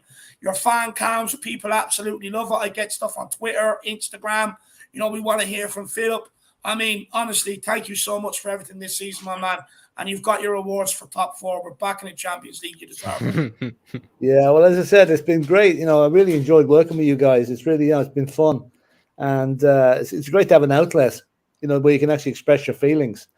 Because, it's something I rant on a bit too long at times. But, how I feel about the club. And I have done for years and years. So, I love to see us where we are now. And I can see great things coming in the next year or so, I agree. But look, sorry, Jack, did you want to ask Philip something? No. I was actually just going to say, Philip, apart from even your brilliant Spurs, kind of, just comments and analysis, I must say, even just the fraud sports, kind of banter and analysis, is what people even come here alone. And I would say, Philip, I know you say it's an outlet. I'm pretty sure it's an outlet not only for Spurs, but for that as well, just to get the fraud sports and the talk sport, kind of negativity out as well. So, I could see it's a vent for both. It's a vent for both. Yeah. Anytime you hear Sky Sports say something about Tottenham, my first instinct is straight onto the phone. Philip, what's your thoughts? I love it. It gives me good joy. But Philip, I mean, if anyone deserves to say preach to the Spurs fan base, preach, my man. Anything you want to say to them out there? Well, we'll just keep the faith for Sunday. Let's hope for a big performance, not just a 1-0 win. Let's go out in style, And I'd also like to see that Everton beat Arsenal. I don't really want to see Everton go down. I think they're a nice, good club. I like Everton. And I want to see Arsenal finish the season disarray and us top four, because that's bragging rights for another 12 months. Another 12 months they haven't finished above us. And let's hope that continues for many years to come. I love that. Philip, thank you for your time this evening, my man. Really appreciate it. Everybody in the chat, show the Godfather the love. You always ask me for him. So, guys, now's the time to show him the love. Get it in the chat. Big up, Philip. He's been tremendous all season long. Philip, thank you, sir. And we'll see you hopefully at the weekend for the build-up to the Norwich game if you're around. Oh, you will, of course. No problem with that. See you, lads. All the best. We'll see you there, Philip. See you, my man. Big up. Bye-bye. There you have it, guys. The Godfather, you've all been asking for him. Hopefully you've enjoyed it. Honestly, he's such... I can't describe how much I love Philip. I can't. He's the Godfather. He's the GOAT. I think Daniel put in the private chat. He's the GOAT. He's the Godfather. He's many of those G words. He's actually a G as well, Dave. He's all three of those G words. No, he really is. He's unbelievable. He's unbelievable. Just quick, Ian Cook with the super sticker. Jack, and it says bye, Dave. He's saying bye, and I think it's actually in reference as well. He wanted to explain it. He decided to put in another donation, which is really kind as well. And he says that is what we are saying to Arsenal when we get Champions League, Dave, is bye. Yeah, Dave, because we're off on kind of a new kind of boat. It's almost like you're getting on a plane. You just have to part ways. It's for the best. Ian, we just got to say goodbye to the Woolwich wasters. No time hanging around them. We got Champions League to focus on. Maybe, Ian, if you're going to any, away games this year in the Champions League, if you have any Gooner friends, maybe just ask them to house sit, or something, over the Champions League nights, just say, listen, Tuesday and Wednesday, I know you're not going to be busy because you guys don't have Champions League. So you guys maybe house sit for me while I'm off and away. Maybe, Ian, you can pull that off. See how that goes, my man. Big up, Ian, my man. And look, I can't wait to get a Champions League night in. It's always been a dream of mine to get a European night in, especially a Champions League. It'll be one emotional one for sure once I get there. Growing up, it's all I've ever wanted to do was see Tottenham in the Champions League and be at the stadium for it. So it's going to be epic if I can get that sorted. But look, when it comes to Arsenal, the likes of Granit Xhaka deserves that. I mean, Arsenal fans were recording on before North London Derby. What do you think of the North London Derby? And he basically just goes, we don't talk about it, we do it. Well, how did you do it, Granit Xhaka? I think you ended up more in your mouth instead of doing it. Learn from what you said, my man. He deserves that. Arsenal, na. Hey, goodbye. Absolute sulkers. I love it. The outlads in the building. Change the picture. He's loving Tottenham again. Now we're back in the big time. Loving it. Big up the outlad. I hope you keep it well, my man. He says it's over to Levy. Don't hold your breath. Yeah, you might pass out if you do that. But look, we've got to give him a chance this summer to get it right. If he doesn't, all hell break loose, but we've got to give him a chance. But look, let's keep cracking on. Guests just keep coming in. People want to have their say. We love it. So let's keep cracking on. I was going to say crapping on, but I mean cracking on. Maybe I am crapping on. But look, if this were an Arsenal fan cam, Dave, probably that would be the appropriate word. But Dave, we're going to keep cracking on because that's what we're doing over here. But apart from Sonny's, who's second? Mine's Cootie, Dyer, Bentancur. I think he's talking about player of the year or player of the season.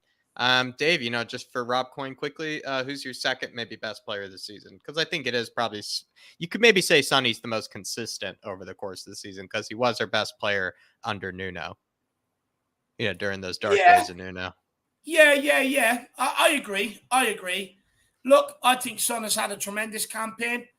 To be honest with you, I think he's really stepped out and he's become more class this season.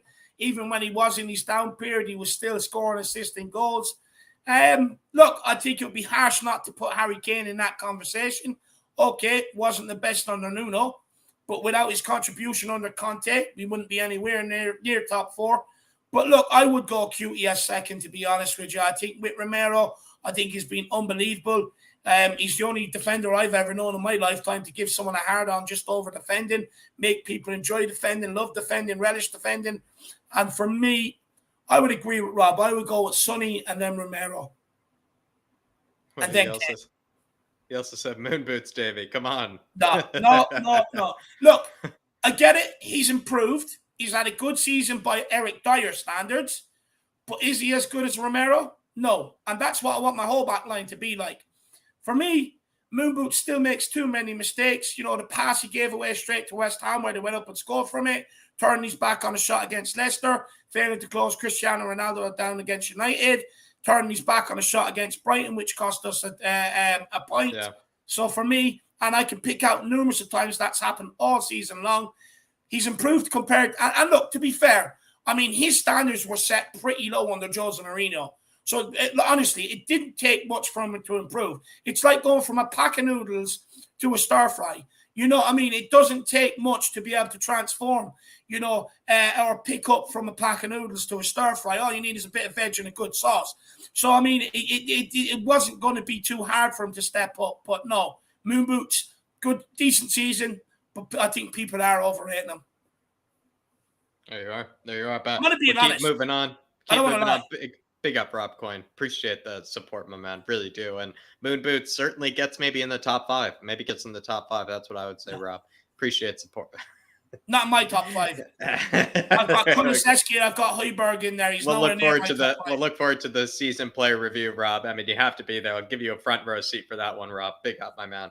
But we keep moving on, and we're going to move on to this one I'm looking forward to, especially. We have Ian Dave coming up here. Sitting outside today.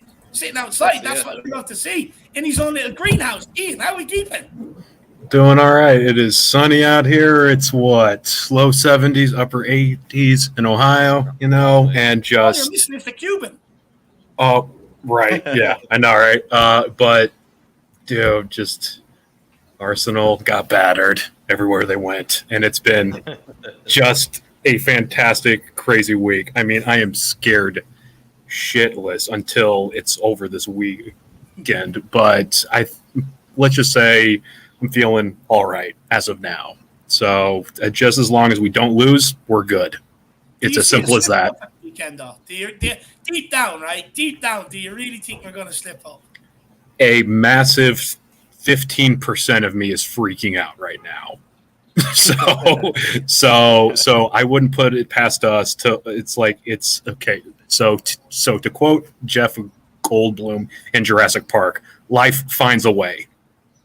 Life finds a way to screw it up. So hopefully I'm wrong, but as of right now, I'm feeling okay, but it's us. Who the hell knows, right? Take yourself back to yesterday, Ian. Did you see that result coming? Did you see, them bottling it, or were you kind of, pretty surprised, So I left work right as the first half ended, and like I was just expecting to just, arrive home. That second half is over, and just to see, Arsenal with maybe 1 or 2. It's like, but I was lucky enough to catch like probably the last 5 minutes of that, and my poor girlfriend, she was on her computer doing work, and I just screamed, and I've never seen her so pissed at me for in the Callum 3 Wilson years. Own goal, or for the Bruno Guimaraes goal? Which one? Both. For the second one. Second one, the Guimaraes. Sure. I mean, like she just looked at me like, so I knew. Let's just leave her alone for at least half an hour. So, but yeah, like I would say, like all my Arsenal friends they were just like, I hate everything about this year, just every single thing. I was like, but guys, you're Arsenal. I thought you had this, and just the glares, and it's like just the shit housery I've gotten. I've just been smiling, so I will gloat once this weekend's over, hopefully. So, 100%. You're well within your right to gloat. I mean, look, we've lost to NS Mora this season. Nearly got knocked out by Pacos de Ferreira. We have every single right to gloat once it happens, because we've been through so much crap this season, and we're starting to come out the other side, which is good, which is absolutely brilliant. Ian, how far do you think this Antonio Conte regime can take us? Oh God, I do not want to tempt the wrath of the whatever from high atop the thing, but I would say we make it out of group stage if we do make it to the league next year. Honestly, like we do make it out. Of course, we'll see. Okay, like knock on wood, we'll see who's in our group next year. But I would say if Levy just leaves the checkbook wide open, far away from where he can grab it, I think we have a real shot here. And I would think Conte, like I'm cautiously optimistic right now, extremely cautiously optimistic. That's all I can say. So it's like, yeah. That's all I got on that. It's like I have no idea. You just ask me probably this time next week, then we'll see. So, but Ian, but I see him hanging around for at least one, maybe 2 more years at least. You think he'll be here then beyond his 18-month contract? I can see him definitely hanging around for closer to 24 at this point. It's like it just all depends what happens over the course of the next like 3 to 4 like months, I think, honestly. So if he is properly backed, he's in this for maybe the next 2 years. That would just be great. But also I wouldn't be shocked if he walks regardless of how things shake out. So who knows? Yeah. No, 100%. Jack, I believe you had a question there for you. Ian, I was just going to say, like, who's more rattled? Was it, Mikel Arteta going into that Newcastle game, or was it the players? Because someone said the players did get a good spanking, from the Tottenham team, and then Mikel Arteta also got, kind of a bit of, some mind games from, Antonio Conte. So were they both rattled? Were the players rattled? Was the manager rattled? Was it, how do you think it went? How did it capitulate? Right. I would say the players were a little rattled after we just beat them 3-0 because look, like, yeah, it sucks to lose to Spurs at our home, obviously, but so I think they could handle it, but also on some level, this was the first North London derby with fans at our new field, and I don't think Arsenal knew how to handle that, like just from a mental standpoint. And then just the first half just falls apart for them, and then just Arteta just has a like meltdown in the presser afterwards, and I think just Conte just poked him just ever so slightly, and that is just what broke him, honestly. Right. It's like, and yeah, it's like, it's just a beautiful piece of art. All right, you just have to look at it a few different times, just from a few different vantage points.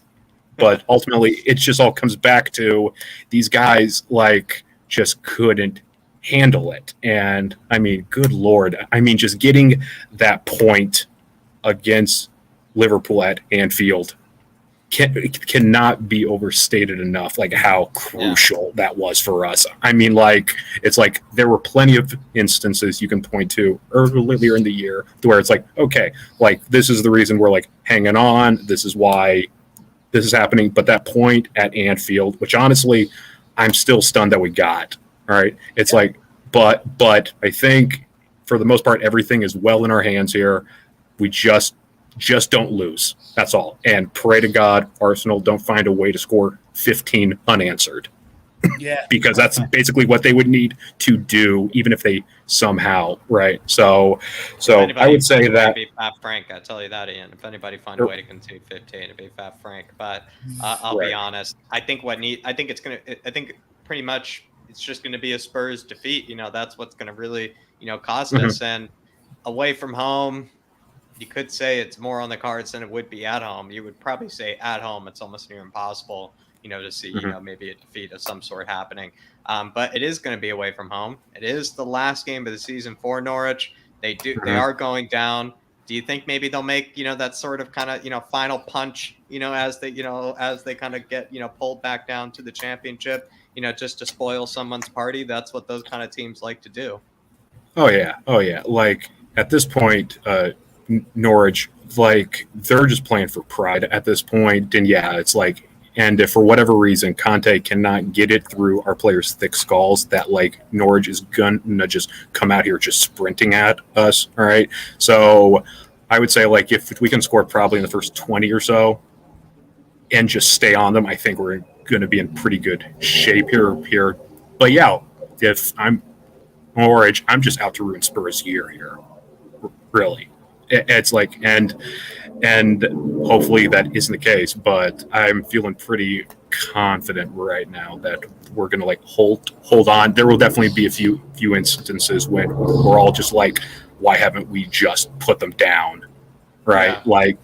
Like just Spurs being Spurs here. Right. I was actually talking to my Man United brother last night, and he was just all like, this has the potential for y'all to be like the most epic Spursy meltdown of all time. I was like, don't put that evil on me, man. Don't put that evil on me. So we will see what happens here. But just tell him in response. Just tell him in response if he wants a few tips about the Conference League. Just feel free to call him and everything. Oh, dude, he has already made peace with the fact that next year for them is just going to be a train wreck. Even if things go fine, it's still going to be a train wreck. Just because they just need to ship out almost their entire squad, I think, at this point. Yeah. So, but so if things roll our way, though, and we do clinch this like fourth spot here, I would definitely suggest doing an episode by episode recap of this Amazon series.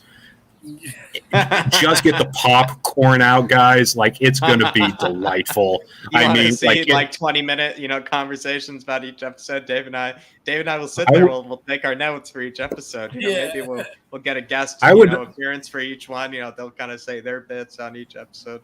Be hilarious. I would just like to see a split screen side by side. Right, on one screen it's y'all, on the other side is like the actual show. Now, of course, it's Amazon. We probably can't actually make that happen, but to just occasionally pause and just ask, okay, so at this point, what's going through Lego Hair's head here? Okay, like At what point did he think this was a good idea, right? Like something, it's like that. Yeah, it's like, but yeah, I would say right now we're feeling really awesome, and we should.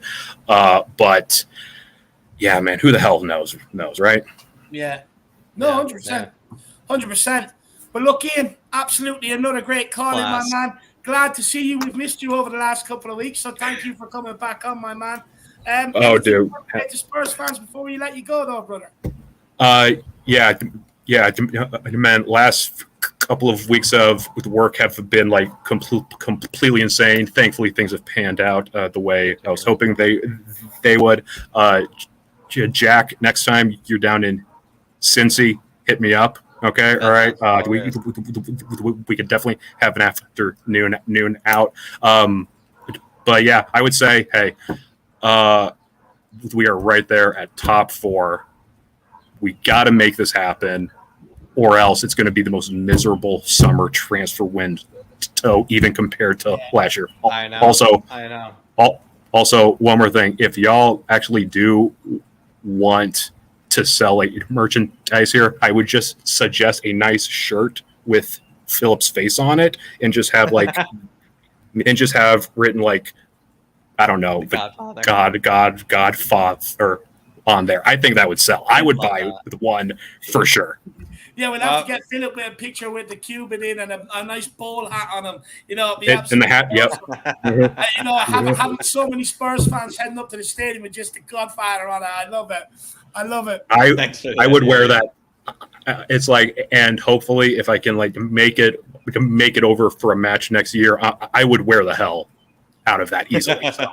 It's a good night shirt, you know. It's a good going out shirt, you know. It's a good night shirt, you know. It's good for every occasion. We'll definitely make it happen. My man. Ian, pick yourself up, brother. Enjoy the rest of the week, and we'll see you again very soon, my man. Catch you, brother. All right, guys. You as well. All right, guys. Peace. Bye. See you, my man. Peace. Everybody, give Ian a lot of love in the comments, guys. Absolutely great calling. Missed him over the last couple of weeks. Yes. Big up, Ian, my man. I hope you're keeping well. Dean Webb says, Davey talk shit.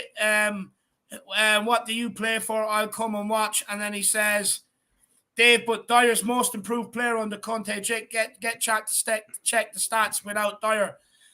Come on, bud. No, look, I haven't denied he hasn't improved. I'm literally just saying he didn't have, he couldn't have hit any more rock bottom from where he was. It was very easy to improve, you know. And I get he's improved. But is he good enough? I see some people saying, but without Dyer, we were useless. Without Romero, we were useless. The thing is, yes, they're the 3 best of what we have. And because the likes of Davison Sanchez and Rodon are just not good enough, the drop-off in quality is even more excruciating. But over the course of the season, I've named out the goals that Dyer has done just recently, let alone over the course of the season. Yeah. And if we're going for titles, if we're going for trophies, in the likes of cup games, that's going to happen. And we cannot afford for that to happen. We cannot afford to do it. And I'm not saying get rid of him, but I'm saying bring in someone to provide a lot of that's better than him, to provide him competition, to get more out of him. That's all I'm saying, Dean. That's all I'm saying. I haven't denied he hasn't had a good season. I think he's had a decent season. I'm just saying he didn't have much his bar was so low. It was easy to look better. Very easy to look better. I agree. I think that's all you were trying to say. Dean, when it comes to Eric Dyer, I mean, he's resurrected, to be honest. Like, his reputation with Spurs fans, he had a real low at one stage with Spurs fans, especially under Jose Mourinho. And I think that's all Dave was just trying to, kind of bring across, is that he's really resurrected it.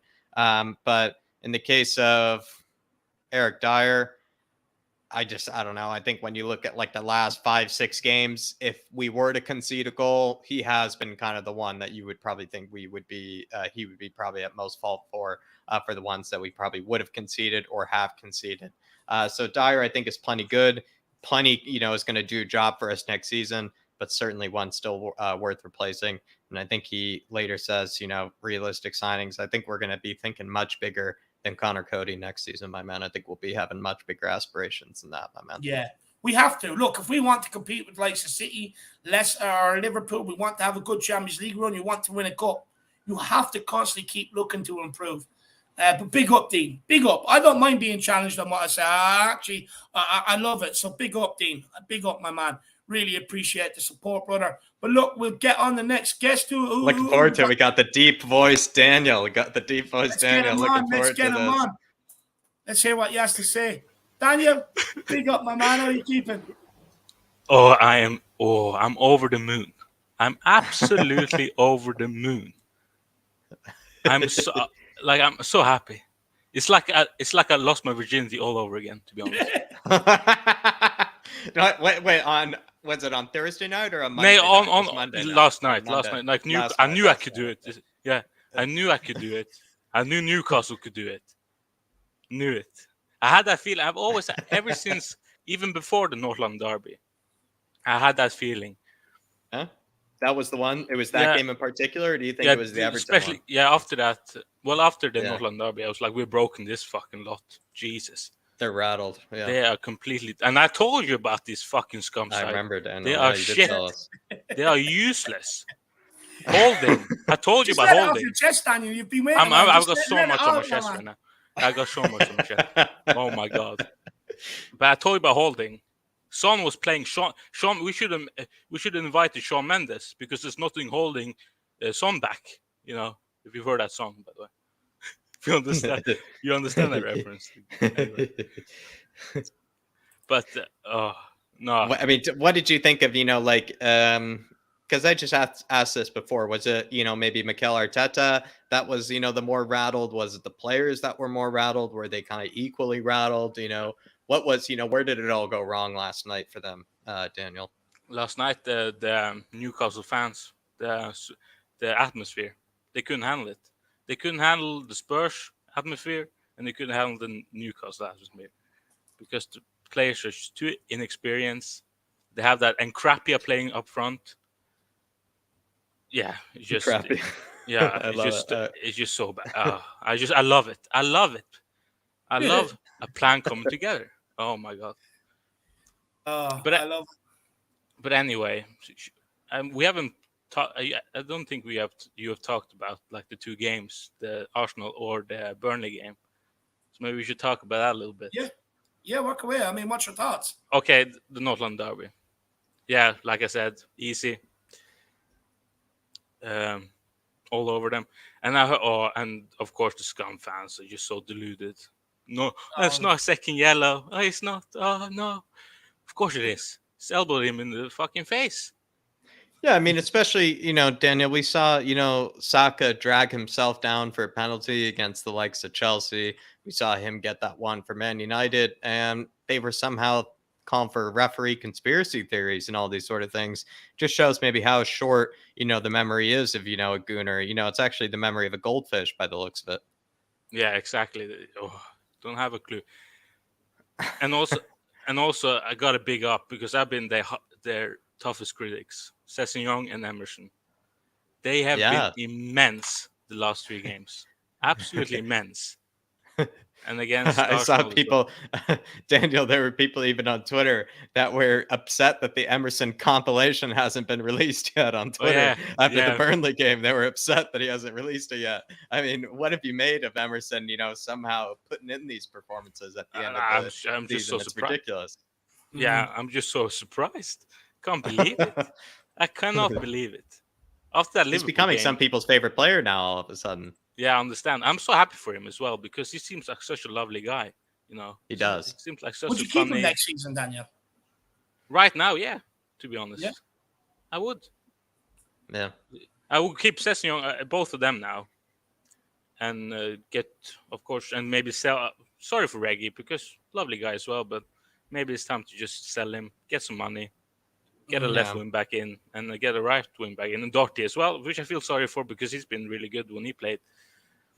But the injury, just the way it is, to be honest. Do you know what, Daniel? I agree with you. Look, I'm all for sentiment. I mean, I think everybody has their own favourite players and their own reasons why.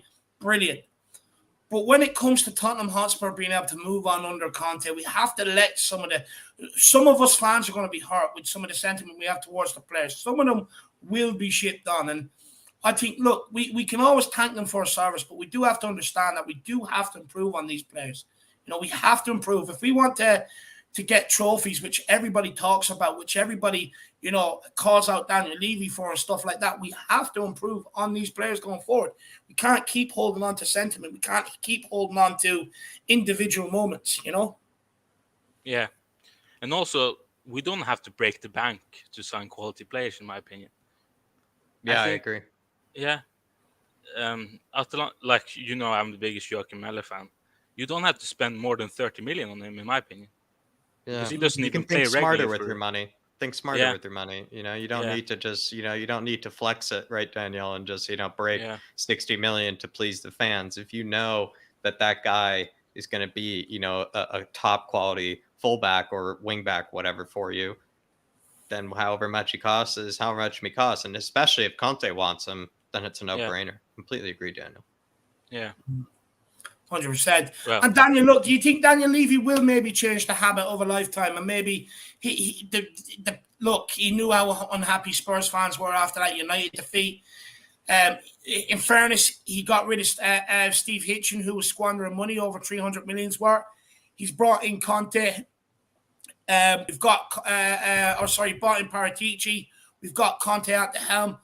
Me personally, I think there is definitely, it looks like there's a desire to change, but for me, that will be backed up this window if they throw the money at it. But I mean, do you think Daniel Levy would change the habit of a lifetime? He better, or I'm flying over and doing something about it. Personally, your name is Daniel. Prove it now. Be a Daniel. Daniel says be a Daniel. You heard it here first. Yeah, be like is me, he disrespecting Daniels? Is he giving Daniels a bad name? Yeah. I've been a little bit embarrassed being like a Daniel. But He's embarrassing all the Daniels. Yeah. But I think like I'm 80% sure that he will back him. 80% sure. Oh my God. Because well, not only is his reputation as a chairman, on the line, his reputation as a Daniel, is on the line, clearly. Exactly. It's make or break for multiple reasons, Daniel, here. Do you think, like 6 signings, though, is a lot to ask, Daniel, but it's what we need. I mean, let's be honest, it is what we need. I think I don't know if you can get away with less than 6 signings. So, is that what you think we're going to get over the line? If you were to hedge a bet right now, Daniel, it's not like I'm going to hold you to it. It's not like I'm going to be flying over and, holding you to it. But if you were to say 6 signings happening this summer? It's hard. It's hard because it's a lot. Yeah. It is a lot. It'd be tough to even keep track of, to be fair, like when you even look back on it. But I think we need to sell a lot as well. Yeah, in my opinion, we need to sell a lot. You're right. Yeah, especially, and also, I'll get to that later maybe. But but what do you want to get to? Take me there. Where do you want to go? Okay. With Harry Winks, of course, Norwich is the last game. We leave him there as well. Leave him there. I agree. That's like, just throw him to the fans. Like, here you go. Here's a parting gift. Goodbye. I agree. 100% agree with that, Daniel. It'd be nice just to leave him there, lad. But like the midfield, we need. Okay, Skip is going to be back next season, which is very good. But we still need quality midfielders. Yeah, and I want someone who's just as good as Bentancur and Højbjerg or better. Yeah. So we can because we're going to be rotating a lot next season, and that's when Højbjerg is not playing, we need someone who's just as good as him or better. Same with Bentancur. I agree with you, Daniel. I agree with you. I think, look, when we're signing players, that you should always be looking to sign better than what you have in that position, in my opinion, because that always shows that you're always constantly looking to improve. So no matter what you have, if possible, unless you have the best player in the world, you should constantly be buying in better than what you have, in my opinion. That's the way you should operate a football club. That's the way you constantly stay at the top of the game. That's the way you bring success to this football club. Even Harry Kane, if there was better than Harry Kane out there, if there was better than Son out there, I would want Tottenham to go and sign better. I really would, but there's not. Yeah. Yeah. But I agree with you. Point, Dave. But look, Daniel, I just want to say just quickly, last question here. 100 games for Højbjerg, Daniel. I know you and I are big fans of his. 100 games already, my man. I mean, what do you have to say about that? Ridiculous. Check my middle name on this, if you can. Yeah. There you go. I mean, that's a sexy name. He's just so good. I mean, Burnley was a little bit dodgy. But still decent performance, in my opinion. But like I saw, of course, his kids when they did the fan sport, and of course his kid had number 5 Daddy back on. That's going to be my shirt next season. Daddy number 5. Daddy Højbjerg. I love that. Yeah. I love that. Well, look, Daniel, I think we'll definitely end on that bit of humor, my man. End on a high, my man. Daddy Højbjerg, you heard it here first. Ellie has a run for her money now, for sure. Big up, Daniel. Daniel, my man, thank you for the call in. Thank you for the time. And look, we'll see you again soon, and enjoy yourself. Yes. You too, man. You, and also, I just going to thank you for all the content you've delivered throughout the season. It's been absolutely brilliant. And like I said, I commented that after the Burnley game, like, you made Sporting Spurs so much better. And I love you guys. Wow. Appreciate you, brother. Wow, you, brother. Daniel, I appreciate that, my man. Them comments really do touch my heart, my man. So I really do appreciate that. And look, we're not stopping. We want to get better, and hopefully we do, brother. So big yourself up, Daniel, and we'll see you again soon, my man. Thank you. Come on, you Spurs. Big up. Daniel, next time you come on, I want you to change the name to Daddy Højbjerg. That's what I want. Yes. Okay, that's fair enough. Okay. Big up, Daniel. Goodbye. Oh, Goodbye. Class. Good. Everybody, give Daniel. Gave it a big smooch as well, Dave. Yeah, like you did. Gave it a big smooch. You love to see that. Give him a lot of love in the comments, guys. Everybody, give Daniel some love. And you know what? This is weird because I was just about to write into the group chat to see if this guy wanted to come on because I seen him in the chat. So this is absolutely insane. I mean, but it's the bottom, dude. Man, let me know if you want to come on. Let me know if you want to come on, brother. We'd like to have a conversation with you. Yes. Same as Dark Sun G if you're out there as well. He says, still not convinced we can get 6 to 7 players, to be honest, in this competitive transfer market. Impossible for anyone to sign Conte's first choice 6-7 players. If it happens, it will be the first time. And you know what? The bottom dude makes a great point here, and I agree with him. Look, it's going to be impossible to get his very first choice 6 or 7 players. But what we need to do is make sure the player that we're bringing in is better than the player we've got the bottom dude. That's what we need to do. Look, even if you get second on the order or third, but as long as technically and mentally they're better than what we have, that's all I care about. I just want improvement in this squad. I want players I don't want players just to bulk up the bench. I want players that are going to give the first team a run for their money, which means then no matter on the bench or who's starting, you have everybody at it every single game, my man. And that's where ultimately I want this club to go, brother. And Jack, maybe you can help him out here, but I don't know if you know about, or you probably do, to be fair. I don't even know why I'm saying that, but Terrier from Ligue 1 in France. Yeah, Martin Terrier. He asked about it there on Spurs Talk Show. Unfortunately, none of us ever really. Look, I know of the guy a small bit, but none of us really have the knowledge you do on him, Jack. So maybe you can help him out there as well. So first, to bottom Duda for this super chat, what I would say is, I know 6 to 7 players sounds ridiculous. I mean, like I said even earlier, to Daniel, like when you really think about it, bottom Duda, like when we'll be talking about all the transfers we got in, if we got 6 to 7, like be hard to remember all of them at once. Like it really is kind of that many. So you do have to take that into context. I actually, to be fair, I heard a really reasonable answer, I think, Dave, and you probably remember it from Bob, actually, one stage where he said he imagines if we get 6 players in, 4 of them, I think he said he wants to be like Conte first teamers, like the bottom Duda is saying here, like Conte first team choices or Conte's first choices. I would say 4 of them could be Conte's first choices. And then kind of the other 2 or 3 could be kind of Daniel Levy characteristic sort of kind of like, signings. But at the same time, I think Bob said, like you did, Dave, those signings, while being sort of more Daniel Levy signings, have to still be improvements on the current players, or at least be competitive enough for this team.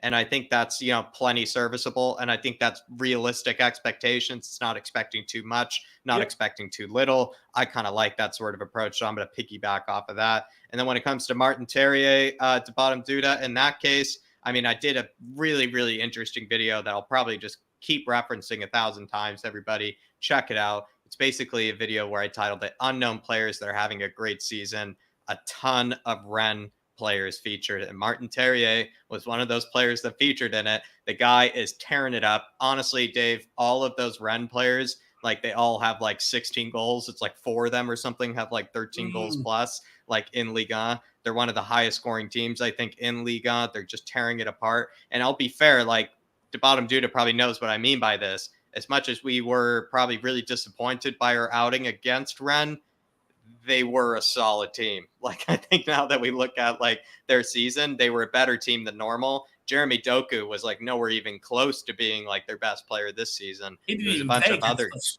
Yeah. Like, and also Dave, like I'm saying, they have like 3 guys that are in like, I think the top 5, like top scorers in Ligue 1, like 3 separate players are in like the top 5. So they've been like a lights out scoring team.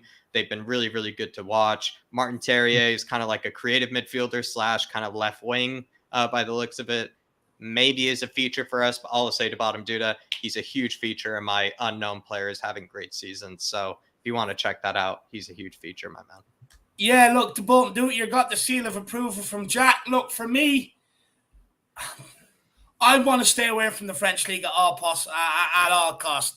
The last while we've been burnt. You're talking Ndombele and Kudu and G. I'm sure there's a couple of others I'm missing. I want to stay away from the French league for a little while, my man.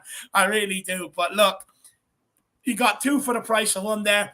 I did clock it, and I did remember I wanted to get it to Jack for you. So there's your answer, my man. Big up the Bottom Duda. But look, let's keep moving on. Like I said, plenty of guests, plenty of people with things to say. Everybody keep smashing that like button. Keep smashing that subscribe button, guys.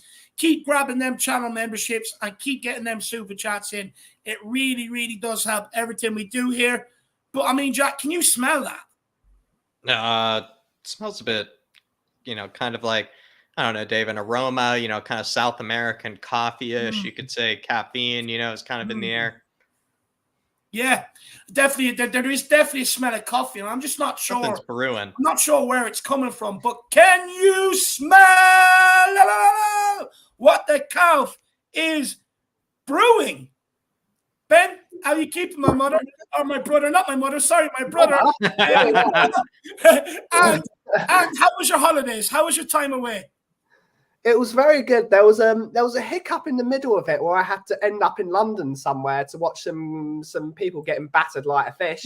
But it ended up well in the end. But the mother's not too pissed off now. Arsenal did get battered, so there you go. We survived. Were you at the game? Yeah. Of course, I couldn't miss that game for the world. I canned in my entire holiday for it. I travelled. Tell me about the atmosphere. I need to hear.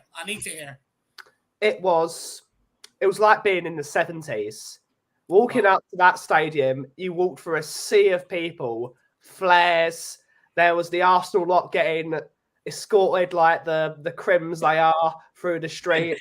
700 policemen for 5 of them to stop the Tottenham lads throwing bottles at them. There wasn't a bottle in sight because it was thrown at every Arsenal fan. Not that we condone violence here. It's not great, but they deserved it. There was thousands of fans holding up the sign, COVID cheats. Every gunner is a runner. And now you know that. They cancelled the game, had months to prepare for it, and they still got battered. That's called karma. Well done.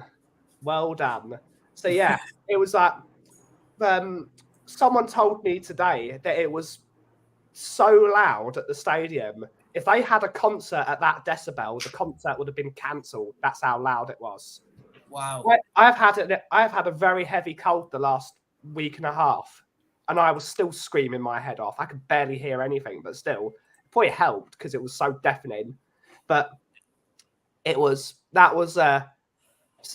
I'm ever going to can in a holiday, it's only for that. That was something to can in a holiday for. Sod the holiday. That's awesome. Yeah, you look refreshed though, Ben. You look very refreshed, I have to say, my man. But look, what I do want to ask you, I find this very interesting because look, you go to a lot of games, my man. So look, me and Jack, we don't sit opposite side of the fence, but look, where I'm at on it is I would like to try and replicate something like that every single home game where we can, because for me, I think the team need it like just as much as they do against the likes of a Burnley and a Brighton. They will know what they do in North London Derby. And sorry, I didn't mean Jack, but I forget I was having this debate with before on the pre-match build-up. It was with me. It was with me and Sean. Okay. But the boys were kind of saying, that maybe it loses its meaning if you do something like that every game. But I can see that, and I can definitely understand that it does. But Ben, where do you stand? I mean, would you rather go to the stadium when it's just everybody's up in arms, everybody's having a good sing-song and behind the team, or is it even possible? Are the boys right? Is it even possible to create it every single game? It probably isn't, to be honest. But if we can replicate that, even by 50% of that, we have a chance of going a season unbeaten. That is what that crowd did. Going back to the West Ham game when you were there, how rattled were West Ham? West Ham were a decent team up to that point, and it rattled them. Yeah. A hostile crowd will rattle the best of football players. Yeah. And if we show up 50% like that, and we go unbeaten because of that atmosphere, next year we have a chance of winning the league. That is how important home form is. Home form wins you championships. Yeah. If you can go an entire season with only losing maybe one game at home, but I don't want to lose games at home. We should be making every game fortress. That is why they do it in Italy. Like Liverpool, like what is it, like 34 games, or whatever it is, like some ridiculous number. Van Dijk has gone like undefeated, at home, like, in the Premier League. I want to see something like that. I completely agree, Ben. We need to start doing it. And that includes myself. We need to start absolutely going mental. Whether we need a few cheaper beers, Mr. Levy, beers. Let's get hyped. Let's support the boys. Let's absolutely make the stadium a cauldron. And yes, we do need to be entertained. The players need to get us up, but we need to get the players up as well. This is a two-way relationship. The players are not just employees. They are members of an institution, and we are stakeholders in that institution. We should be firing the boys up. We should be lighting the fuse to light the bonfire. And we need to help the boys. We absolutely need to help them because it showed. And I've been a massive critic in Emerson. Look what that did for him. That absolute level of support. It's turned him from one of the worst footballers I've ever seen. Awesome right back. Like, absolutely up for it. Holding flares up. He loves it. Get them fired up. It makes an average player into a great player. That it's not even 13 men from Mr. Blue Dog in the chat. It was about 50,000 men. Absolutely, it was an army. We will not lose if we show that level of support. And that's what we absolutely need to do. Every single game, we need to be behind those boys. No moaning and groaning, no this and that. Yeah. No, even if we're complaining about the hierarchy and whatnot, we need, as soon as you enter that football stadium, you support the team. And that is what we need to do. We need warriors, and they need to know that we're behind them, not critiquing them. Absolutely spot on, Ben. And look, I've been speaking to likes of We Are Tottenham TV. Loads of people have gone to the last couple of games, and everyone's of the same opinion now. And Ben, hopefully you can drive everybody at the stadium to your way of thinking, because I think it will only benefit the football team. Look, I know I have another question, but maybe I'll let Jack ask you a question, because I know Jack's a huge fan. I don't want to take all the time with Ben. So Jack, you could draw a question, Benji's there. Same question I've been asking a lot of people, Ben. Who was more rattled, last night, for Arsenal? Was it the players or was it the manager? It was everyone. That entire team. The fan base as well. That entire institution is rattled. They are. I believe they're losing to Everton this weekend. I don't think they're even getting a point. I've seen the bridge has fallen over. There's no bridge there anymore. You can't cross that stream. There's no bridge there. They were an all right team before. The foundations have fallen. The foundations have fallen. There's fighting in the fan base. There's fighting in the hierarchy. Why do you think that is, though? Like, at the most crucial of times, like, where, like, everybody there, there were all these tactics videos being made about, Lego Man. Everybody was calling him a genius and everything, Ben. And, like, I think it was a bit of overpraise, but, like, we have to be honest. Like, they were getting some good results. They were playing some nice football. Where did it all go wrong? Like, how did it all of a sudden just stop? Like, how did he just capitulate? They done the cardinal sin. You never give a manager a new contract before he's seen his job through. They've committed the cardinal sin. He now knows his job is not on the line because he's got a 3-year contract. That will make anyone relax when that man should have a fire under him. A man in his position of managing one of the top 3 football clubs in the United Kingdom should always have a fire under him. If he makes a calamitous mistake, he should be gone. That's the way a football club runs. They have given him a cushy mattress with a cup of Horlicks, a nice warm blanket. There's like, you poor baby, nothing's going to happen. You can be a crap manager and let teams lay down for you. Because that's what happened.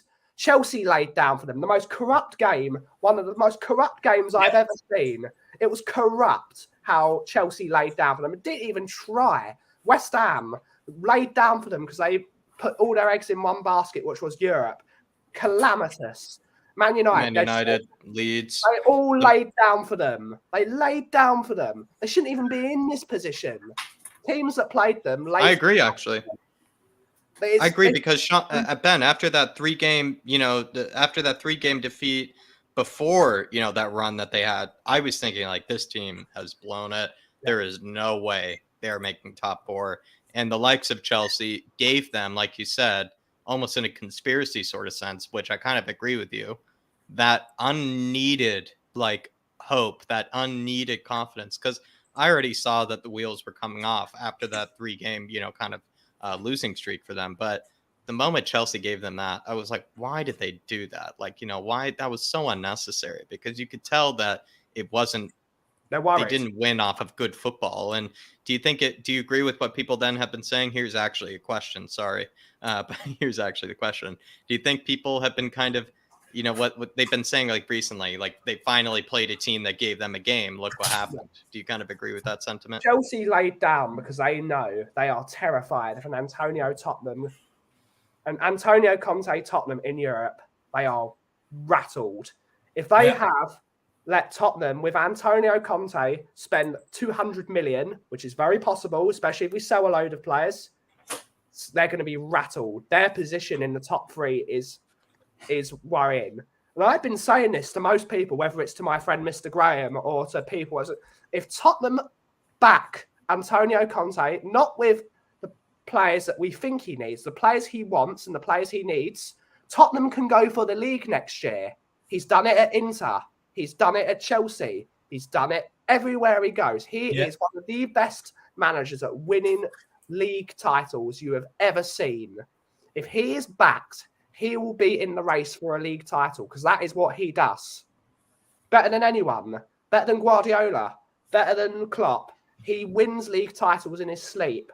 Yeah. And if he's allowed to build a Tottenham team with Champions League money, we will win the league in the next 3 years. And I'm saying that. That is what I think.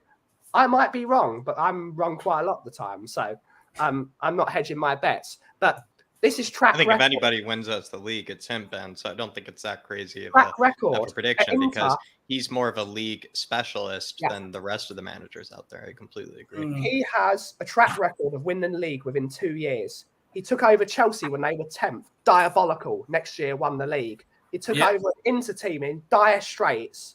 Won the league within 2 years. If he's backed, which he should be, because the owners now have the impetus to back him, because they see what the fans see. The fans adore him. I'm going to ask you boys a question. The guest asked the question. When was the last time you saw a manager getting loved within the first season? It usually takes them a while. This man is universally backed by everyone, whether you're Levy in, Levy out, Levy on the fence, Levy in the changing room, Levy here, Levy. Everyone backs this manager. I've never seen that. Everyone is universal behind this manager. If he is backed, he will win the league at Tottenham and he will win a domestic trophy. And that is track record, and it's fact. It's in the history books. He's done it before, and he will do it again.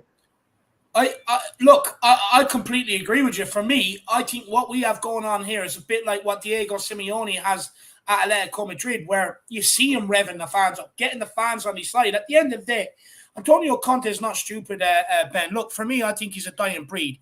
You know, Jurgen Klopp has done it with Liverpool. Once you get the fans on side, you're always going to be given time to get your plan in place. And he knows that, you know. And for me, the way he's got the fans combined with the team and himself, you know, look, honestly, Ben, he can do what he wants in the stadium. Spurs, you know, honestly, he could commit the most hideous crime and Spurs fans will stand there and applaud him. That's how much we love him.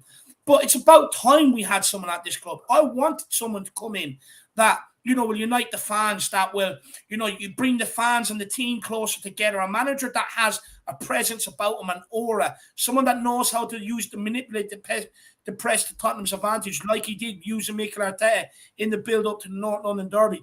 It's what this club needs to be able to take us to an elite, to be an elite superpower. You look at all the top clubs around Europe, they all have the best managers, and all them managers have personality. Yeah. And that's one thing that, like, for example, Mikel Arteta doesn't have. That's why Arsenal will fall by the wayside. And I'll tell you the difference between Mikel Arteta and Conte. Conte, that season he won the Premier League, Ben, no Europe, went and won the league. Mikel Arteta, no Europe, best he can do is fifth. And that's the levels that is between these managers. And I'm buzzing that we have someone that gets the crowd up. That, do you know what it is, Ben? Just acknowledges that the crowd are there. You know what I mean? It's getting them up, clapping, acknowledging that fans are spending their hard-earned money, whether it's at the ground or to buy the likes of the channels to be able to watch the game. The fact that he acknowledges that, you know, and wants to bring everything together, I love that. I absolutely love it, Benji. I was speaking with Mr. Graham yesterday because I speak with Graham a lot. Big up, Graham. Absolute legend. Yeah, big up, Graham. Big up, Graham. We had a conversation about this, and he says Antonio Conte sees most of his clubs as girlfriends. Yep. He sees Tottenham as his wife. And I believe that as well. Jack says that. This is the club where I think he's going to build a legacy of taking the club that wins fuck all and winning them everything. This is the start. If he does anything at Tottenham, he will be the greatest manager of all time.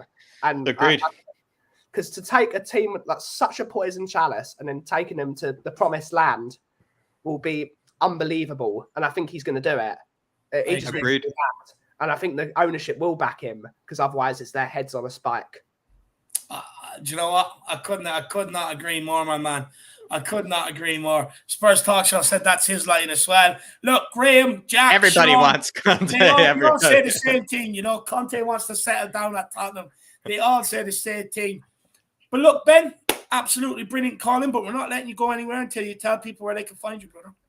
I forgot to big up the Free Spurs boys on my show today. So everyone get over to the Free Spurs boys. Absolutely love Bobby K and his kids. So big up to Bobby K. I have fulfilled my thing of saying how much we like them. But obviously, you can find me at the Coffee Company every Monday through Thursday at 2 p.m. and the Football Friday show at 3:30. Come by, have a chat. And it's a great place to be. It's a great place where we talk coffee, we talk football, we talk culture, we talk everything. It's just a place for people to get out the strain of the world. The world is a horrible place at the moment with a lot of the stuff. Come here and have a chat. You'll see the legends of this community, everyone from Dave, for Welshie, to there's too many of them. I don't want to call it the Free Spurs boys. You'll see them a lot. You'll see Anthony Gray. You will see Graham. You will see Danny Kiriaki. You will see Brian Daigle. All the community, Bob Spur. Every single person in the community ends up in the coffee shop. You'll see them all there. Have a chat with your favourite people to talk to. And let's all be great. Let's all be best friends. But big up the community. Love that. And big up to you guys for giving me this journey, and it's a big up to the We Are Tottenham TV guys. Everyone, big up everyone. Bob Spur, everyone that's given me a platform this year. It's Look, Ben, you fully deserve it. I mean, I remember I used to speak to you and watch you on the We Are Tottenham TV on the fan shows and all. I absolutely used to love seeing you come on. You brought different energy. I used to find you funny. I still do find you funny, to be fair. But I do think it's important, though, Ben, that where is your coffee shop located? Just in case that there's anybody watching that lives nearby, maybe going by, that might want to drop in, because trust me, it's the best coffee around. It's the best coffee I've ever had. So you can find us at 8 the Broadway in Woodford Green, which is just east of the stadium, really. It's on the Central Line. You can find all the information on my YouTube page, which link you to the website. And you can find us in Woodford Green. You can find us around. Search the coffee company and it will eventually come up. We are now a trademarked company as well. So there's only one coffee company. It's not like you have to do Spurs Talk Show all one word, for example. There's only one coffee company. We are officially trademarked. No one can take the coffee name. So you can find us quite easily. So you will find us and hopefully you come by and we can have a coffee and have a chat. Well, Benji, absolutely love it. And everybody, if you like Benji, click on that link, get over, smash or subscribe on his channel. Consistent stream every day, you know, through the lunch hour and stuff like that. So everybody get over there and smash that subscribe. Benji, thank you for your time, sir. And great call in as always. And as always, if you smell what the is brewing. I absolutely love that. It's brilliant. It's like Shawnee has his game day. Ben now has Can You Smell What the Calf is Cooking? I'm Ireland's #1 Spurs fan. I love to see it. We've got a couple of super chats to get to there. I just want to quickly say to everybody, Sean did an absolute beauty of a banger of a song. It is up on the YouTube channel. Everybody get over there, check it out, especially after the fan show is finished. And I'll just continue on the nice vibes. Big up, Shawnee, and a cracking effort, my man. I want to see a lot more of them. Big yourself up, brother. And of course, you know, first show since he's been monetized. That was a good one. Big up, Shawnee. Big up, Love my that, man. Shawnee. You've got Dark Sun G. You can tell Gooners are finished when Xhaka, the player who got 2 red cards this season, the worst players call out 4 players better than him. Laughed my ass off. Do you know what it is, Dark Sun G? I mean, a guy that disrespected the jersey and the crest of the club, the way he did, the fact that he's still walking around the club, let alone playing, I mean, it's absolutely appalling and shocking. If that happened at Tottenham Hotspur, that player, mark my words, will never, ever, ever get support off me if I see them throwing the jersey down on the ground and stepping on it the way he did. They will never get support from me. And by the way, I'm delighted. I mean, he was giving it the big into the Arsenal fans during the week on the little TikTok, you know, where he's there. Oh, we don't talk, we do. Yeah, well, you didn't. So shut up. You are talking. Shut your mouth. Look, granted, Xhaka should not be at Arsenal. But the longer he's there, I suppose the better it is for Arsenal, actually, because he's taking up a midfield spot where they probably feel like they don't need to improve. So happy days. Dark Sun G, in the case of Xhaka, like, I don't know, like, he's pretty worthless to them, but somehow Arsenal fans continue to find, like, you know, some sort of worth in him. And the part, Dave, like I said, they have the memory of goldfish. This is another example. I mean, the fact that they don't remember all the red cards that Xhaka has gotten for them in absolutely crucial games where he has screwed them over with a red card or some sort of challenge or just mistake in general, you know, made by him. It happens all the time. And yet, Dave, he has the audacity to come out and say that sort of thing, you know, in the press conference, despite how many times I could point to him being, you know, the main culprit for, you know, maybe a defeat for the Gooners. And it's actually kind of ridiculous that he had the audacity to say that. Just kind of speaks to that kind of mentality of them, Dave. It just shows, like I said, with Tomiyasu running off the pitch, you know, running away from, you know, his problems, you know, was just true Gunner style. And then in the case of Xhaka here, just, you know, showing no humility, just showing complete hypocrisy, complete Gunner style there. Not surprised. Gooners not surprised. Not surprised whatsoever. Look, the longer that sort of them sort of people stay around Arsenal Football Club, the better it is for Tottenham, because they don't like Arsenal. They may come out and say the right things, but they don't. So the longer they stay there, the better. Dark Sun G, big up, my man. Big yourself up. And then we've got the bottom do. It says, good teams don't lose 2 or more consecutive matches. Arsenal do.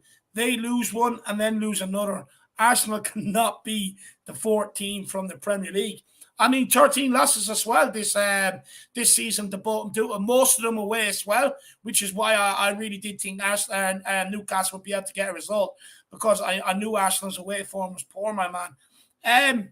But yeah, look, they don't deserve it. You're 100%. You're correct. 2 big matches, bottled both of them. And look, just thank God Tottenham Hotspur are inside that top 4, because listening to them glow and celebrate St. Tottenham's Day and being back, it's intolerable. It makes me suffer. You know, and nobody wants to see David suffer. And let's be honest, it's not nice. I squeal like a pig. You know what I mean? So for me, I'd much rather be gloating. It's what I'm better at, my man. So I'm just delighted it's us. Absolutely delighted it's us. We're actually more of a team that kind of loses one and then wins the other. We are kind of more of that team than maybe going on big losing streaks, whereas Arsenal have been more of a big losing streak kind of team this season. You're more than right about them, dude. They've been actually more streaky than we have. We've been kind of back and forth, you know, win-loss. You could kind of say is more kind of our kind of track record. I don't really recall a stage at the season apart from Nuno where we did go have like a huge, you know, succession amount of defeats or bad results. So I think you're actually right about him, dude. And that is the difference between a 4th place team and a 5th place team. Spot on, my man. Big up the bottom, dude. Really appreciate the support, my man. Big yourself up. But look, we better keep cracking on. Let's keep cracking on. The next guest who we got next, I believe I think we got KPV. Yeah, let's get him on. Let's listen to what he has to say. Let's get him on. Big up KPV. How you keeping, brother? I'm good. You keeping well? What's your thoughts after the North London Derby win and then beating Brighton and then them losing at Newcastle? A lot have happened since last time you spoke, man. Yeah, like I'm just happy we battered those lot on Thursday. They got what they deserved. They got done over. I said it before the game. We were going to batter them. Like, they can quote what they want. They said, oh, it wasn't a red card. Like, do one. It was. Like, Rob Holding should have been sent off for doing this to Sonny. Like, he got punched in the face by Rob Holding. Like, he's been Arsenal's probably best centre back this season. Like, he scored against West Ham the week before. Like, yeah. And he kicked Sonny in the ribs as well, you know, Kyle, but they won't talk about that. The Gooners won't talk about that. Like, he should have had 4 red cards, and then Portini didn't even give him a red. Like, he just let him off, and then he gives him a yellow, and then he goes and does that after we scored a penalty. Then he gets sent off. Like, Gabriel was saying, oh, it was here. Like, no, it wasn't, you Brazilian prick. It was not. We got done over. Arsenal said they'd come to our ground to get top 4. Ramsdale said, oh, it's going to be fun. How did that work out for you, pal? You got done over. That's it, Kyle. Give it to them, my man. Give it to them. Ramsdale, that work out for you, Thursday night, mate. Because as delivered said on Twitter, don't worry, Arsenal fans. You'll get 20% off bottle jobs. And that's what they should be sponsored by. Flip-flops and bottle jobs. They should be sponsored by that. And they got done over. And thanks to Kieran Trippier for doing us the favour. So shout out to you, Kieran Trippier. Thank you, mate. And we enjoyed that as much as you did. And Bruno Guimaraes is brilliant for Newcastle. Yeah. Thank you for doing us the favour.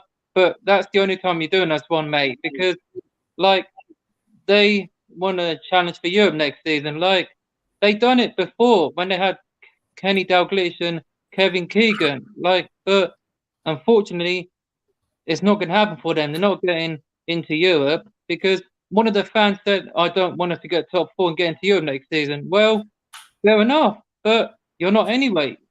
Like, they did when they had Alan Shearer, but not happening anymore because you need a better striker. Why did you not keep Andy Cole? He was brilliant. But anyway, you're not getting it. You will when you sign better players who can help you. But, like, and I'm just glad we're signing Romero and Kulusevski for what? A combined of 18 million, Fabrizio Romano said. What have you made of the fact that, you know, a lot of Scum fans, you know, Kyle, they wanted to put Ben White in their combined 11 over Romero at one stage. And Ben White, in fact, got one of those own goals, you know, to help us into top 4. People, in fact, are saying Ben White's one of our players of the season. Nope. We met all day long. Like, I thought he was going to play on Thursday, but yeah, he couldn't I recover. think he apparently had a bad injection. What I actually think happened, Kyle, is I think the Gooners, I think they might have shot him with a tranquilizer or something like that. It was that sort of injection, and they tried to take him down because we all know we all know they're the cheaters, Yeah. it's not beneath them. Yeah, they're just cheaters. Like, they think they're from North London. They're not. They're from South London. We gave them a home when they left, South London 1913, but they came to our perch. Like, we gave you a home, but you come to our perch and you think you're going to get top four, but what happened to you? You didn't get top four, and you're not going to get it until you sign big players, but you're not going to get top four again. Like, I think they'll finish 19th next season. They're going to go down anyway. It's going to happen. But, like Ben said, we have a chance to win in the league next season because Conte's won it everywhere he's been. Like, he's going to build a title-winning team and get Conte the players he wants, Daniel Levy, get him what he wants, and then we can win the league because that's what... With Champions League, Kyle, do you think, there's a better chance of, Conte getting what he wants? Yeah, I think so, yeah. Yes, Danny. He loves it. Sponsored by. What do you think? Kyle. Maybe next season they'll be sponsored by Crocs and Hydro Flask. Yeah. That's what someone said. They'll be sponsored by Hydro Flask. And someone said they'll be sponsored by that. Yeah, they should be sponsored by them. Because they're bottle jobs with Hydro Flask. They're bottle jobs. They need the spot. They need the best one. Big up, my man. I think Champions League. Watching Tottenham on a Tuesday and Wednesday night because that's the song we are going to bring back. I love that chant, and it's on Real Tottenham TV's Twitter page. Go have a look at it, everyone in the chat. I liked it. Go on there and sing it every night because that's what we want. Bring that back. Enjoy Thursday night, you scum fans, but you're not going to win it. You're going to lose to Olympiacos. You've already lost 3 weeks back before. Enjoy losing, and big up to Marcus Edwards. I don't know who he's playing for because he actually scored against them in Europa League. So, Marcus Edwards, big up yourself, big up everyone. And apparently I heard Bale might be coming back, if I heard. Yeah, there was his agent said something about him returning to the Premier League, and I presume if he returns to the Premier League, he's only coming to one place, Kyle. Yeah, Tottenham, because he loved the North London derby. And Arsenal fans think Kane supports the Gooners. Are you mad? He's talking through and through. He loves the North London derby. Son always seems to score. And Son deserves to win the Golden Boot. He hasn't scored any penalties, but Kane should have let Son take it on Sunday, but he always seems to score pens. But let Son take this one on Sunday, then he's won it because I know with Salah out, he ain't going to win it, but it should be available for that UCL final. But tonight, Sunday, we go to Norwich, who have already gone down. A draw, we still get it, but I want to win. And then, I'll be going to a Champions League game, and then, I'll be going. And, hopefully we'll see you over there for one, Kyle, huh? Yeah. And I don't know who we're going to get in our group because I just don't want Bayern Munich because we were 2-0 up at one time. Then they battered us with that old player, Gnabry. He said North London is red. Do one, mate. It's white. You're from South London, kid. But apparently we're interested in him, I heard. But you can stay where you are, pal. You're not going to win anything. And, so next season... Kyle, remember when, just quickly, Kyle, remember when you're going on your Champions League nights, if you have any Gooner friends, remember, you can always just ask them, because they won't be doing anything on Tuesday and Wednesday. You can just ask them if you need them to do any chores for you, Kyle, or, house sit or anything, for you, Kyle, they'll be available because, you'll be busy. They'll be free. Yeah, they'll be busy. They'll be, doing stuff here. But So big up everyone in the chat. Subscribe to this channel, best channel, and subscribe to everyone. So Sunday Big up. Yeah. Legend. Honestly. Absolute legend. Kyle, Class. do you know what? I want to say another thank you to you as well, because, you know, when I was really down, there was a period of this season I was really down, and, you know, speaking to you and seeing your love and your infectious for the club on We Are Tottenham TV coming on here, my man, it's really been infectious, not just for me, but I speak on behalf of everybody else out there. Kyle, never ever change, my brother, and we'll see you again soon. Yeah. Cheers. Cheers. Big up, Danny. Cheers for the shout out, mate.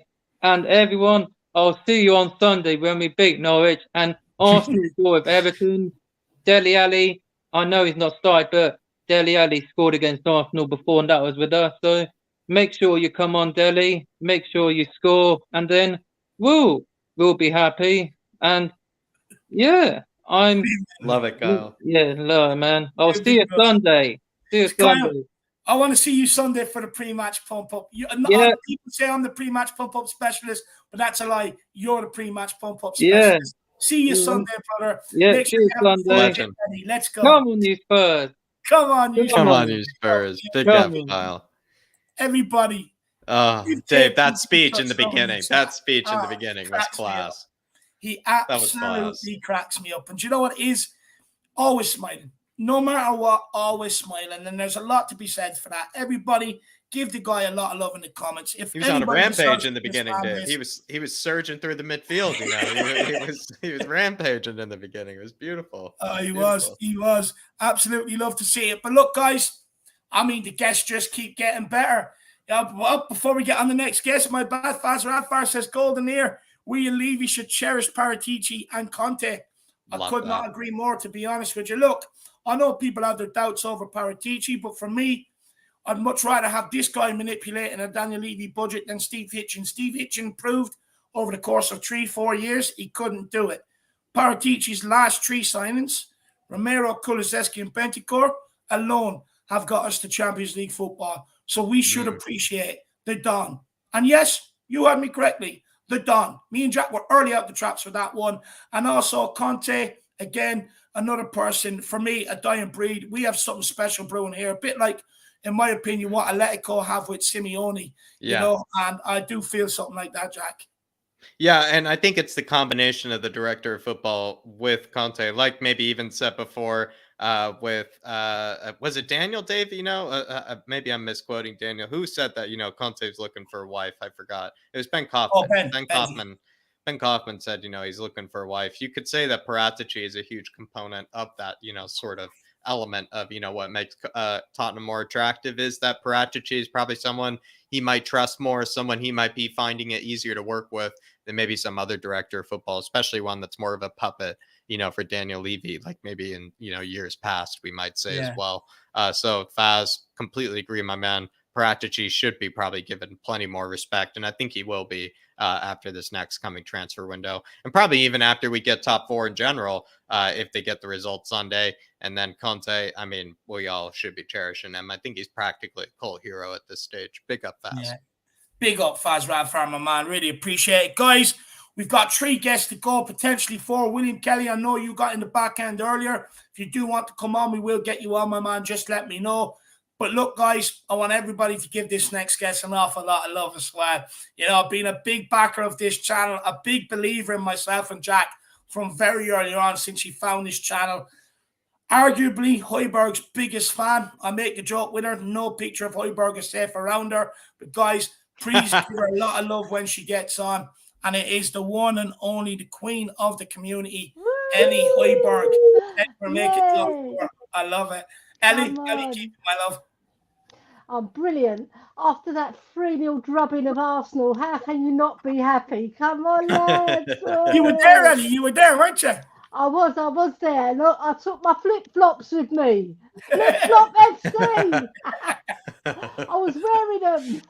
I love it. I love that. I love it. But Ellie, look, maybe take us through the North London Derby, the Burnley game, and then what's your thoughts coming up, you know, for the weekend? Yeah, the Burnley game was a bit weird, actually, because we started well. We kept the ball well. We were passing it around the back, side to side. We weren't really penetrating a lot, and I was getting worried there a bit. When we got the penalty, that was a godsend, wasn't it? It was a real good. I'm sure that was the hand of God. I'm telling you. It definitely was. It definitely you know was. what I mean? Because we were struggling to get behind them because Cess wasn't penetrating. Emerson wasn't taking his man on as usual. But they were both playing well, but they weren't penetrating.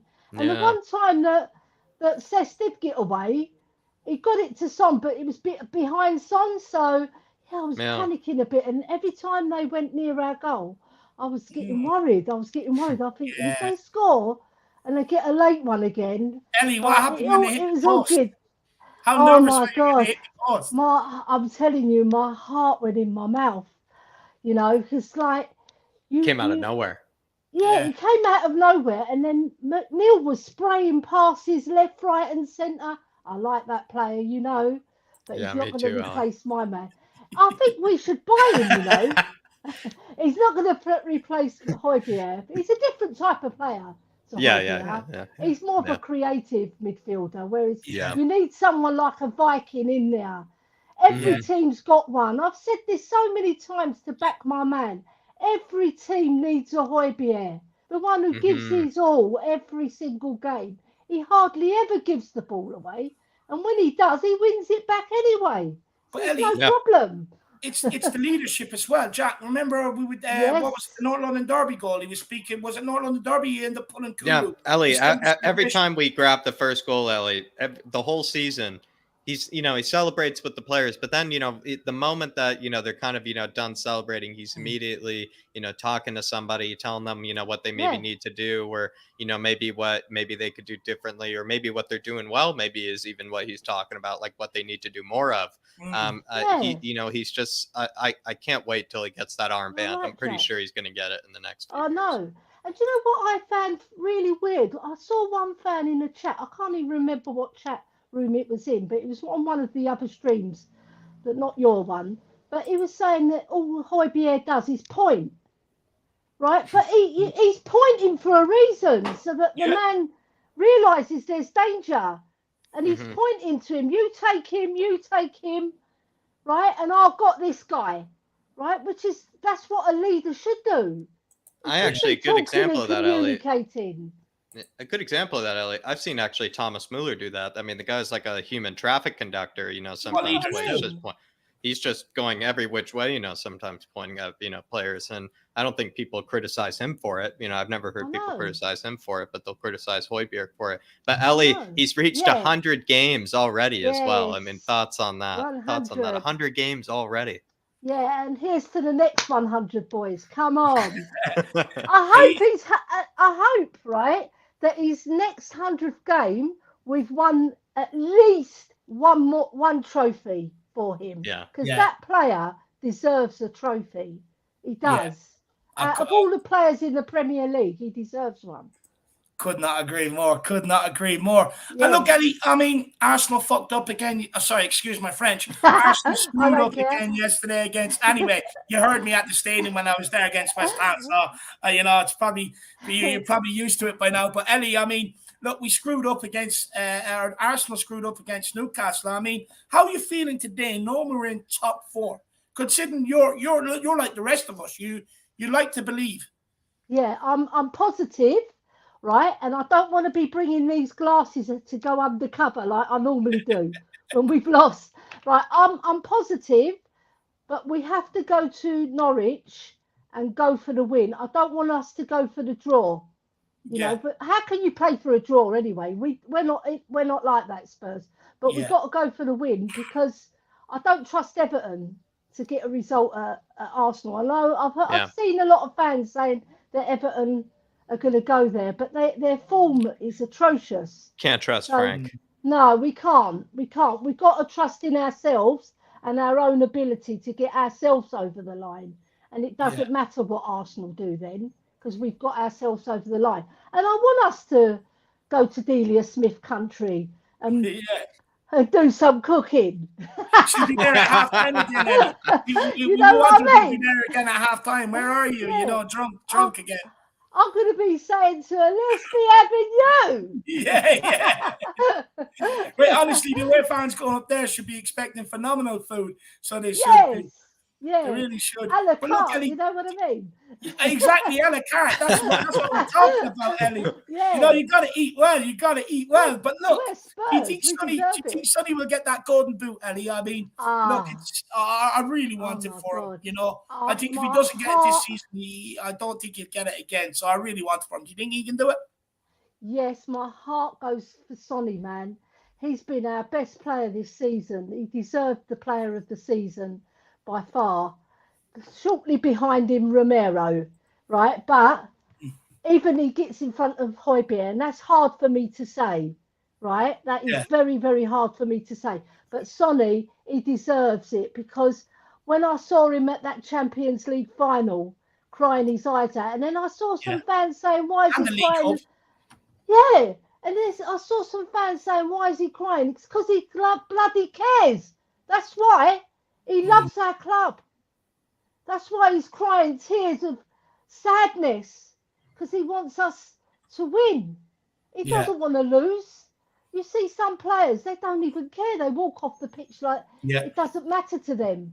But Sonny, I watched it today as well. I put it on deliberately because I like to do little rituals like that. And I put my hand on my heart and I pray to God that he gets that golden boot because he deserves it more than Salah. I'm telling you that. Yeah. Come on, Sonny. No, come on. on. I really do hope he gets it. Ellie, it's been a while. I mean, I have to say, it is great to have you back on. It's been I missed you. We I need even to put start my trying to bling get you on. back on every See? week. I even put my bling on for you lads. I love it. I love it. I thought you were gonna, Ellie. I like the new hat as well, but where's the one with the signatures? Yeah, where's the one? I know that's outside there. I'll go and get it. Wait 1 second. I thought, Ellie, maybe it was going to be already like in a shrine of, some kind, kind of a, maybe hoisted up somewhere. I haven't framed it yet because I've been very Theo busy. can't find it either. It So is. Theo doesn't touch it or move it. I love it. Look. You have to get that framed, Ellie. You have to get a special frame. I've put it in a special place outside. It's in like a case, but I'm going to get it framed and put it up on the wall. Don't you worry. You have to. Is that the one with Glenn Goddard's signature? Yeah, Glenn Hoddle. Look, Glenn Hoddle. I don't know if you can see it. Yeah, there it is, right at the bottom. Yeah. No, I was buzzing for you when you got the signature, because you always spoke about him, and it was a nice moment to see you get your signature. But look, Ellie, before we just one second. It hasn't got Højbjerg's one on, so I'm going to get his one before I frame it. Well, look, Ellie, you would probably have to frame the pen as well, Ellie. You probably have to frame the pen because that means Højbjerg touched the pen, so you'd have to frame that as well. Yeah, so, true. You wouldn't be able to use the pen again. I'm definitely going to get him to say Højbjerg, the Brick House Viking, because that's what you named him, David and Jack. Yeah. Let's have another 100, maybe. Let's have another 100. Yeah. That'd be absolutely awesome. But yeah. Look, I mean, Ellie, anything you want to say to the Spurs fan base before we let you go, my love? Yeah, I'm saying to them, anybody who's going to the match, first of all, bring that energy that we had against Arsenal. Oh, my God. And I can see, and G up Antonio, because he loves his name being sung. I'm telling you, you've got to sing Antonio the whole match. Yeah, right? We do. Yeah, and just all the fans that are not going, they're going to feel our energy because they're going to feel it coming towards them. And we will not lose that game, I'm telling you. Yeah. We're winning that game. We're winning that game. I wasn't 100% confident before. I was 75% confident. But now I've spoken to you boys, I've got 100% confidence. I love that. I love that. Hopefully we haven't misguided you, Ellie. But no, honestly, you haven't. I absolutely love that. But you do need to start coming back and seeing us weekly for yes, I will, boys. I will. I went on a few other streams this week as well. Good but night. I'm back where this is my home. The Irish Hotspur. Come on. I love it. Come on, you Spurs. Ellie, fantastic talking to you again. Another one that I want to say a massive thank you to you over the course of this season since you first found the channel. You've been absolutely amazing to myself and Jack. The West Ham game is something I'll always remember forever. But most importantly, every time you come on, it's always with a big, lovely smile. And that's what we don't see here. So thank you for that. That's the way. That's how my mum and dad taught me: smile and be happy. And Exactly. we support the greatest club on earth. We do. Come on, you Spurs. We do. Come on, you Big up, Spurs. Ellie. Really appreciate you. Thank you, lads. And good luck with the rest of the show. And I'm sure William Kelly's going to be an ace man as well. I can't As wait if he's to coming see on. William. Come on, William. You've got to come on just for me. Hopefully we get William Kelly and not Will Oracle, Ellie. Hopefully no more Will Oracle, because Will Oracle's, been doing us wrong. Will Oracle's doing us wrong. He's getting all the wrong predictions. Yeah. All right, lads. Catch you, Ellie. You take care. Bye-bye. Bye-bye, Ellie. Bye-bye. A lot of love in the comments here for Ellie already, guys. Keep getting the love in. She's been absolutely brilliant all season long. I mean, her support for the club is she's another one where it's infectious. So, guys, a lot of love in the comments. We're down to the last two guests. We've got Michael and Paul Osper coming up. Two brilliant guests coming up, guys. We've got Dark Sun G. He says Son should get player of the season because of his goals and assists in big games. Liverpool, Man City, Gunners, Hammers, Palace, Leicester, and Golden Boot for him too. Look, I think he did win Tottenham's player of the season, my man. That reward that was given to him at the end of the home game against Burnley. So he did win Tottenham's player of the season, and fair play to him. Fully deserves it, being consistent over the whole season. Yeah. Like you said, showing up in big games as well. Liverpool, City, Arsenal, winning the penalty. Hammers, Palace, he showed up, Leicester. And because he's done all that, he truly deserves the Golden Boot this season. Dark Sun G. And I really do want him to get. I just fear if he misses out this season, will he get the opportunity to get back there next season and get it? I'm not sure. He has all the capabilities to do it, but I'm not sure. You have Haaland coming to the Premier League and stuff like that. So it is going to be harder, but I really want him to win it this season, my man. Yeah, I feel like Dark Sun G, he's just been so incredibly consistent over the course of the season. Like, in fact, even when there was weird sort of criticism of him, he was still like banging in the odd goal or getting in the, the assist as well. So it really has been spectacular in all fronts, from Sonny. In the case of the Golden Boot, in my eyes, Dark Sun G, I've said this before, I feel like he kind of is secretly kind of the winner, because when you do have the most goals from open play, it is kind of a lot more difficult to have the most goals from open play than it is just to have the most goals in general. So I think that's kind of a testament. And if he doesn't get it, I think he should look at that as being a trophy sort of in itself. That's also very Spursy even to look at it that way. But, I think Sonny should be allowed to do that. But in my eyes, Dark Sun G, I think player of the season, like Dave said as well, completely deserved, and the most consistent player of the course of the season. Yes, certain players have had really hot spells, like at certain time periods where we were really counting on them. But when you look at the whole season in a nutshell, it really is just Sonny written all over it. Big up, Dark Sun G. Big up, Dark Sun G, brother. I really do appreciate the support, my man. Moondog says, good evening, David and Jack. Love Ellie. No, big up, Moondog. I mean, we're all huge fans of Ellie. We're all huge fans. She's been nothing but great to us. Big up, Moondog, and I hope you're keeping well. I haven't forgot. I will actually send that email to you with the air code on it. Big up, Moondog. Really appreciate the support. And look, Moondog, hopefully Dyer can get you the goal this weekend. I really do want your bet to come in, my man. Big yourself up. I'm looking forward to see what the surprise is as well. I love a surprise from Moondog, so I'm looking forward to that. Then we have Paul Greaves. Says, proud of you. Been following for ages. Come on, you Spurs. Paul, I really appreciate that, my man. I really appreciate that. And look, everything we do here is only thankful to everybody out there, people like yourselves, everyone who follows us, who backs us, who keeps us going when times have been tough. So I really appreciate that, my man. Big yourself up. I really appreciate it. You're going to make me emotional again, Paul. Stop it. You're going to make me emotional. Paul. Love that, Paul. Love that, Paul. Love that you've been here since the beginning, my man. And I do remember you since a very long time ago. And honestly, Paul, as well, even me personally, thank you for inviting me in. Thank you for making me feel welcome, Paul. And thank you for sticking with us for so long, Paul. Really appreciate you, brother. Big up, Paul. What an absolute legend, my man. Really appreciate the support as well. Guys, 2 guys left. Make sure you smash that like button. Smash that subscribe button. Feel free to grab channel members and get your super chats in. Really, I think we have a message. I think think we have a message, Dave, from sponsorship as well. Oh, yes, we do, guys. Before we get on the two guests, sorry, boys, sorry, Michael, sorry, Paul, but we have to do it. I mean, it's the perfect time to do it as well. Guys, it's coming into the summer. Nobody wants any extra baggage. That's why you've got to get rid of all the hair down below, guys, and you've got to get over to Manscaped. 20% off as well, plus free shipping with the promo code FLATCAP at manscaped.com, guys.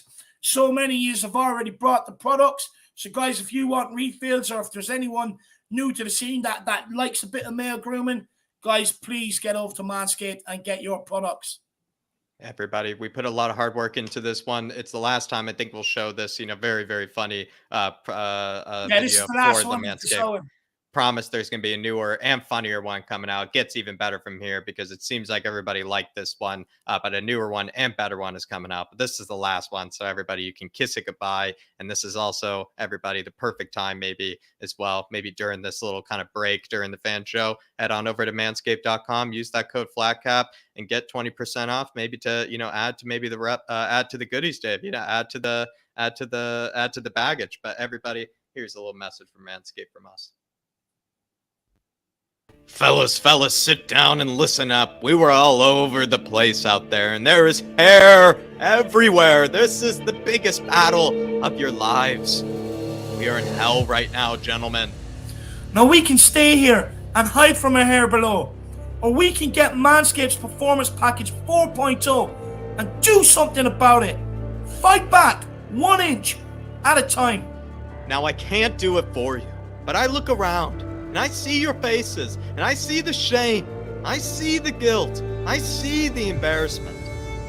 But thankfully, we at the Irish Hotspur have teamed up with Manscaped to help you inch by inch, pube by pube. We know when you get old in life, hair grows and grows and grows. It's a natural part of life, minute by minute, day by day. The pubes, they just keep on growing and growing. Not only on the crown jewels, but the hair grows in your nose, in your ears as well.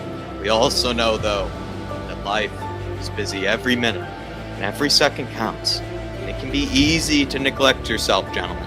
But you will find out that in life, if you don't love yourself, no one else will love you. And that is life. And life is a game of inches.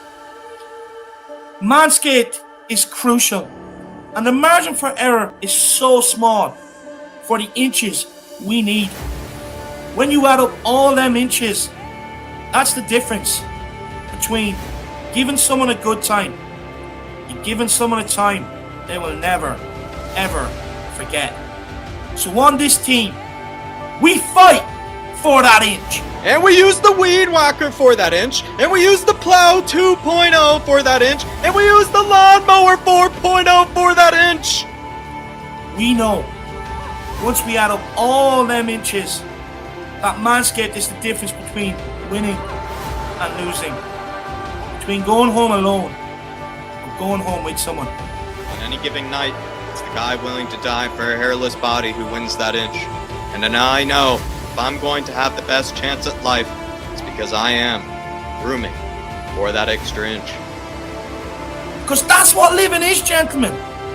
It's that 6 inches in front of your face. But tonight, look at your partner. Look at them in the eyes. They will see a guy who's willing to go that inch for them. They will see a guy who's part of the Manscaped team. And that guy, that teammate, uses the ball reviver and he uses the ball toner to achieve that desired finish for them and for you. Because you know, when it comes to it, they do the same thing for you. That's what a team is, gentlemen. The moral of the story is that in life, inches matter. So trim that bush. Let's get after them pubes. It's Manscaped, guys. That's all it is. Now, what are you going to do? There you have it, guys. Hopefully, everybody does enjoy the ads that we create. One more time, get 20% off at Manscaped plus free shipping with promo code FLATCAP at manscaped.com, guys. So there you have it. You know, all the products you need, it's all over there. But look, we're going to keep cracking on. Let's get on the next guest, Jack. Who is it? I think it's Michael. I believe it's Michael. I'm looking forward to this one as well. Let's get him on. I can't, Michael, I don't even know what approach you're going to have. Are you going to give us the tactical breakdown like you sometimes do? Is it just going to be the banter, with a bit of Tisky? I don't know, tied into it? What's going on, my man? Unfortunately, I don't have a beer right now to me. And just two things before we get started, boys. The first one is I can't really scream or sing because my lovely girlfriend is studying for her exams. So I have to be a bit calmer today. Życzę ci powodzenia. Życzę ci powodzenia, by the way. She said thank you. And the second thing is that Nottingham Forest have just won a penalty shootout with Sheffield United, and they are in the final of the playoff, and we have a chance of getting once a hell of a big team back into the Premier League, which is lovely because I don't want to say I've been following Nottingham Forest, but they've been like my go-to team whenever I wanted to watch any championship match. So big up for them. And there is also the digit spends that apparently we are linked to at some point. So yeah, do you think that affects that transfer at all? I know he's a Borough player, but what do you what do you think? Does it affect that transfer at all? Like him maybe getting that team promoted because maybe Nottingham Forest might try to buy him. Maybe he actually could go to them. I don't know. Like, do you see the transfer being affected by them? It's kind of hard to guess because I've never followed the team advancing to Premier League from Championship, so I don't know what the money situation looks like, right? So I don't know because they get like a big payout for getting to Premier League, right? So theoretically they could probably buy him, but it's like what his price is set to be like between 10 to 15 million or something. So I really don't think that they would spend that. Is he worth that much? Yeah, is he worth it for them especially, right? And Borough will most likely want to sell him to a bigger club. So we'll see about that. But like I've been saying this plenty on the past few streams I've been on, and I'm just proud. Like first things first, I'm just proud of this team. And I've never expected us to achieve anything in this season, as I've been saying. And I've kept believing, but there were points where it was really hard to predict us finishing in top 4. Like I do remember that one really long chat that I had with Stel and I think it was Iggy on We Are Tottenham TV channel. That was after the United game, right? And they asked me where do I see us finishing, and I said 6th because for me back then that was a reasonable point to finish, right? But after that, I followed that I still believe because why wouldn't I? That's the definition of believing, and it honestly paid off. That's the best thing, right? Yeah, and what else is there to say? I hear a lot of people saying that they were worried about the performance against Burnley, right? But I do believe that we have to take into consideration how tired the players were. So you could visibly see that in the second half they just hang on to whatever was left in them, and thankfully we have a week of break until the next match. And of course, like scammers will whine that they have one less day to prepare. Like who gives a fuck? Like they are done already. There is also this little part of me that is still doubtful because like how can you not be doubtful when you support this team? But like come on, it's Norwich. I just hope they get relegated and don't come back for a few seasons. And that's not because I have anything in personal against Norwich, just because I want to see something fresh. I want to see something new, and that's also why you don't like the up and down. Kind of. There is like 6 or 5 yo-yo teams like Watford, West Brom, Fulham, Norwich, and Sheffield, pretty much, and they always just bounce back up and down. And that's why I also root for Nottingham Forest, because I want to see some new faces, some new stadiums, some new fans that will be much more passionate about being in the Premier League. Because I feel like those 5 teams that I just mentioned, their fans are used to being a yo-yo team, so they aren't really excited about being in the Premier League because they know they will drop back down really soon, right? Yeah, but enough about Championship. Like we are right now, and we will be in a week time at the 4th place of the highest tier of English football, and that just a lot of people nervous though, Michael. A lot of people nervous heading into Norwich game. I mean, are you nervous? Yeah, as I said, there is that little part of me that will probably never die, that always makes me worried. But we've talked about this, that Conte starts like instilling that belief into me that I'm not scared that much about playing teams. Like when we were under Mourinho, even though I knew that we were going to win some matches, I was never confident about winning them. I was just sitting there stressed out and supporting the team. But we've seen plenty of times us getting bad results against like Newcastle or Soton or Crystal Palace, and I do believe that if this man gets backed in the summer, there won't be any doubts in me about playing those type of teams. And that's massive progress for me. And like, speaking of progress, like how much progress we made between this season and the last season, that's astounding to me.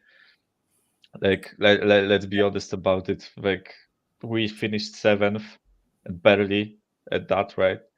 And now we are 99.9999% 4th after this season.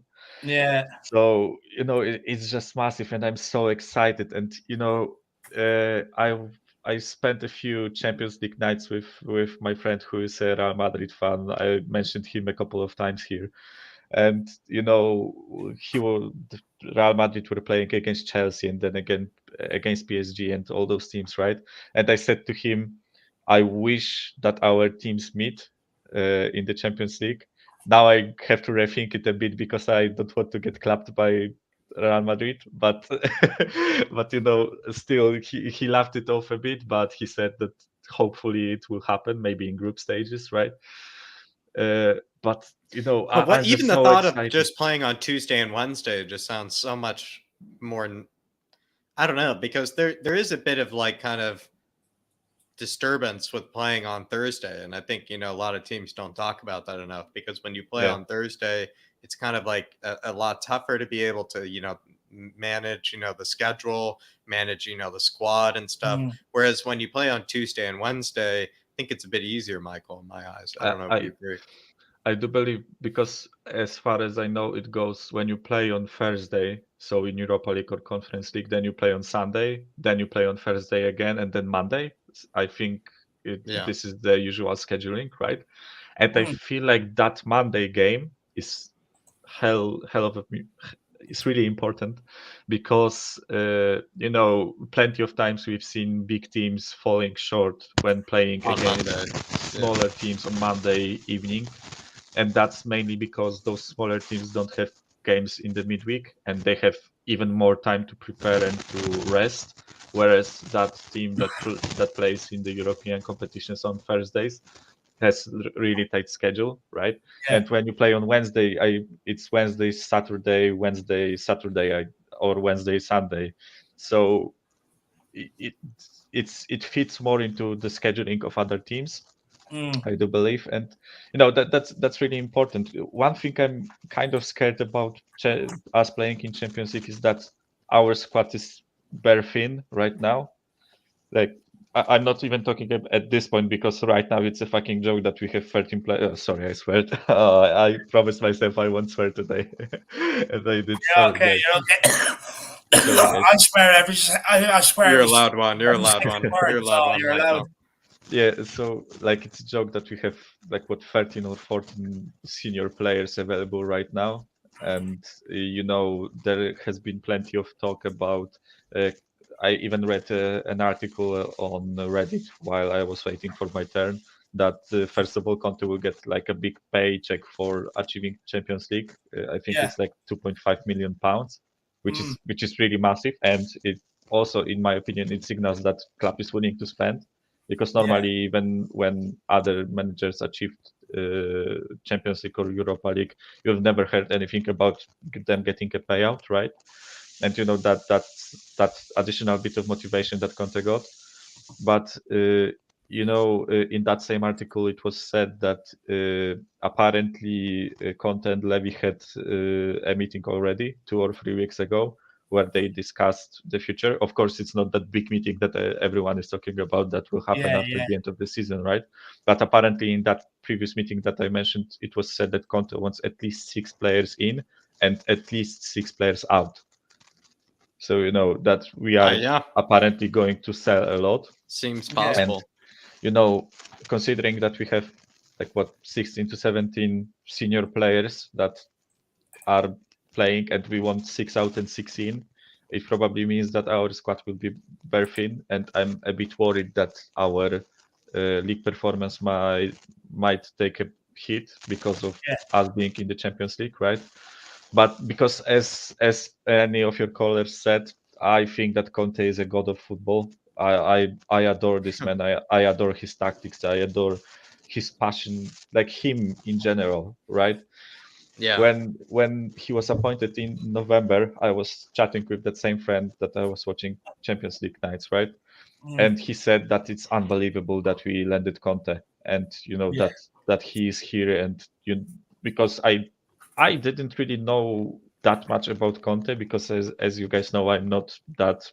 I don't have that big history of watching football. So he was in Italian league when I started watching English league, right? I didn't really know that much about him.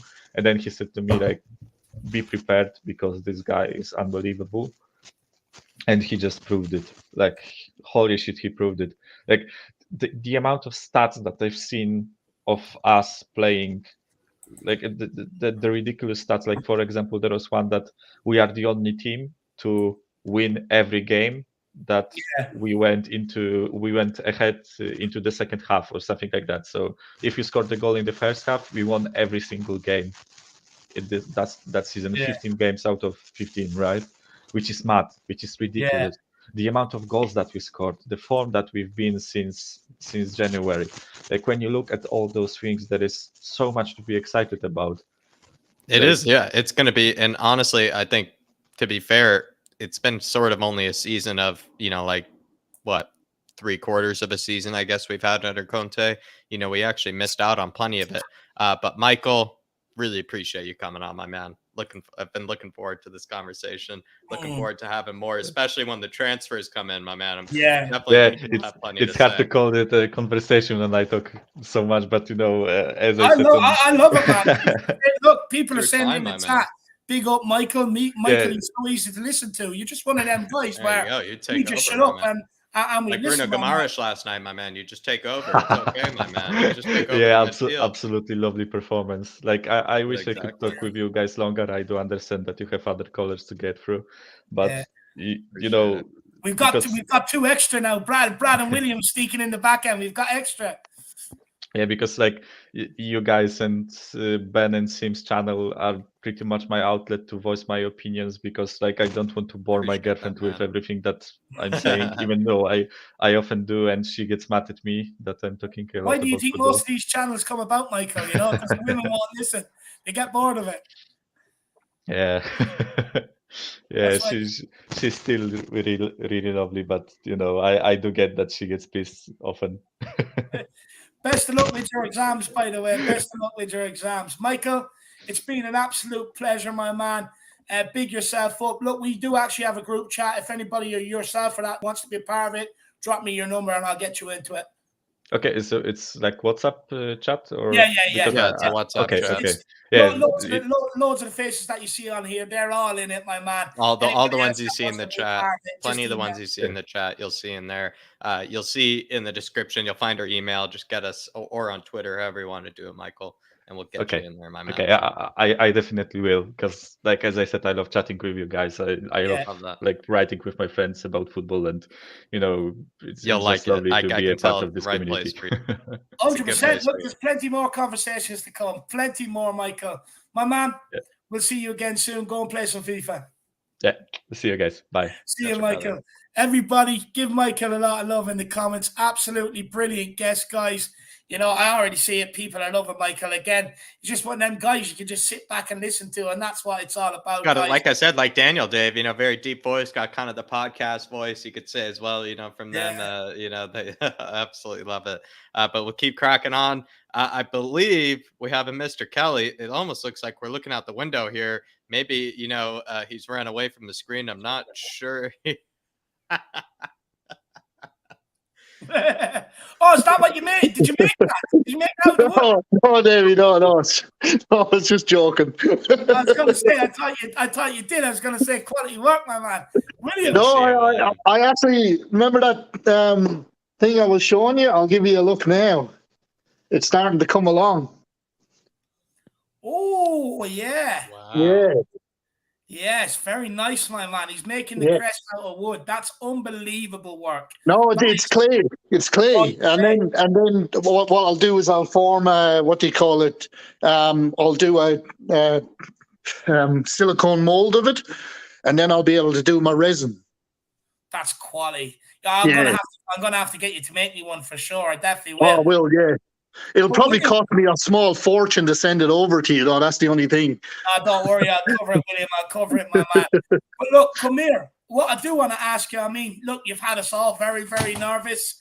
Yeah, Will Oracle. Very, very, very. Come on, Will Oracle. What's going on now? I blame you, right? I was super confident it was going to happen. Then I got the phone call off William. He's like, Dave, good news and bad news. What do you want? I'm like, look, give me the bad news first. We're just going to miss out on top four. And ever since then, I was like, no, William, go away. And then we lost to Brighton, drew with Brentford. And I'm like, for fuck's sake, But, William, Arsenal lost last night. The Sanchez mistakes, William, not even there. The Sanchez. Winks, calling for Winks every single game. Coming on. I'll have a nice break from that over the summer. But what I do want to know is Arsenal lost last night. Top four is in our hands by 2 points. William, I can't see us slipping up from here. Are you nervous now, or do you think we'll get it? Yeah, I'm shitting myself. Because football's a funny old game. And I have noticed a lot of Tottenham fans getting very boisterous too quick. Be careful. Because shit happens. Like, look at Steven Gerrard's slip against Chelsea. Things happen in a match. Yeah, but you could get Norwich, though, William. We're talking about 20 in the league. Doesn't matter, Davey. It doesn't matter. Like, people are, bagging out Norwich, and I know they're not like a fantastic football team, but they were still good enough to come up to the Premiership. They still can beat you. You know what I mean? You got to go there with the right attitude because, it's Tottenham we're talking about, and sometimes when it's in Tottenham's hands, oh my God. And I've seen it all too many times. No, look, I hate that tag. That's why I wanted to go there and win, obviously. But I don't know if I can even watch the match, to be quite honest with you. I'm that. I'm that scared, David. Honestly, I really am. I'll tell you, you watch the game, we win. You don't watch the game, we're not winning. I was going to actually say to you, can you just text me the result at the end? Because I'm going to switch off everything. I'll do it for you, no problem at all. But I think you should watch the game, lad. I think we'll win. And then, going into next season, you won't have that fear on that. As they say, you got to come over your fear. So you've got to watch the game with you. Yeah, I always watch the games. It's just I know I'll be shitting myself. If it makes you feel better, maybe you can throw in a Will Oracle predictions that, I'm going to give you the pass. We'll give you the pass this time. Look, at the end of the day, she did say to me that, we narrowly miss out. And this is what's scaring me the most, to be honest with you. Because if this is going to be a Spurs moment, this is going to be the biggest fuck up in history. And that's what scares me. I think it's the psychic we'll listen to, William Kelly. It's just more the Sanchez mistake, predictions and everything. The Winks, substitutions. it's the only thing I think the person you owe an apology to, William Kelly, I think is Dave, because he takes, the blood pressure medication and you're just making it worse for him sometimes. And I think you're doing it intentionally. I can tell, William, you're doing it intentionally at times because you're saying, Dave, Sanchez mistake incoming. Dave, Winks needs to come on, get Højbjerg off. I mean, you're trying to make it even worse for him at times. I mean, you could tell he's struggling. I mean, William, you've seen him. He's had to take breaks to have a cigarette at times. He's had to have breaks to take a cigarette. You're doing that to him, my man. You're doing that to him, William. You owe him an apology. You know him an apology. I want to apologize to everyone. I know I'm an awful bollocks like that. I do try to wind things up a little bit. So I do apologize. I'm no oracle. I have no idea what's going to happen. I just put that in just for the crack. It's, I thought I seen some of the comments and I thought I think it was Carl Simpson. I thought he was going to die. I thought he was going to have a heart attack. That poor man. When you put in the Sanchez one the other day, William, I nearly broke down into tears, especially when 30 seconds there, balls in and around Sanchez, and you're just like, oh, you can see it coming. I think at one stage he even predicted a goal. I would have blamed you. I would have ran you. He said goal coming, Dave. He said goal coming from Sanchez mistake on this corner or something. And then I think 20 or 30 different people in the chat were like, we're safe, we're good, we're good. He had everybody on the streams. Absolutely. Everybody rattled. There's tears coming out of my eyes, boys, honestly. Oh, man. I know it was not the right time to send that chat. Sorry. Like I said to you, William, I said to you on stream, William, I said, you don't realize there's a big Australian fan base here on the Harris Army. You don't realize they could come after you. You think you're far away. You're not that far away, my man. They also don't realize, Jack, I'm quite a big fella and I can look after myself. Maybe we'll need more than 5, Harris Army members. Just quickly, guys, I want to shout out Anthony Ferrin. Big up, my man. He gave us some footage from the game the other day to put up on the channel. And he says, shout out to Spurs fans at Dublin Airport last week. Great numbers and commitment. I believe it was absolutely rammed with Spurs fans, Anthony. I do big yourself up, my man. And William Jason Bell is kind of backing you up here with what you say about, being cautious. He says, never forget that we lost 5-1 to relegate Newcastle 2015-16 season and finished third in a 2-horse race. Nothing is guaranteed. Nothing is guaranteed. And if there's one thing I learned about football and my years of experience watching football and playing football is that you can be the greatest team in the world, but you can also get beaten by the worst team in the world. It all comes down to attitude. And the thing is, though, I really can't see these players going out with a bad attitude because Conte won't allow that, But yeah, football's funny, and I just hope we haven't been too premature, to be quite honest with you. Because I was celebrating too when Newcastle got the second. And look, at the end of the day, the way I see it is just say disaster strikes. Let's hope it doesn't. If it does, and they get top 4. But in the terms of them getting top 4, they're getting top 4 by absolute default, basically. Yeah. So they don't deserve it. They're not ready for it. They'll get annihilated, and they still have a shit manager and a shit team anyway, so it doesn't matter, Because Spurs are going places, and once these players come in the summer, there's going to be big changes at Tottenham. How many are you looking for to come in and improve this? Actually, how many do you know that's coming in, William? You were told 6 to 7. 6 to 7 players. Wow. Do you think that's what I was told? Do you think that will happen? Yeah, I can't see why not. We'll be selling players, so why not? I agree. Like Winks won't be here. Bergwijn won't be here. You sure you won't be a bit? I honestly, sorry, Jack. Sad to see Winks go. You won't be a bit sad to see Winks go, William. Seems like no, Jack. No, I just used him to wind me up. He's just my go-to. William, I think that was the case. Like I said to you, I think that was the case originally, and I think you've started. The more you kept doing it, I think you started to gain a soft spot for him. I have I'll miss him, Jack. I'll miss his talent. If you look back, if you look back when William showed the cast or the mold that he's making, you see Harry Winks number what is it, 8 along the bottom.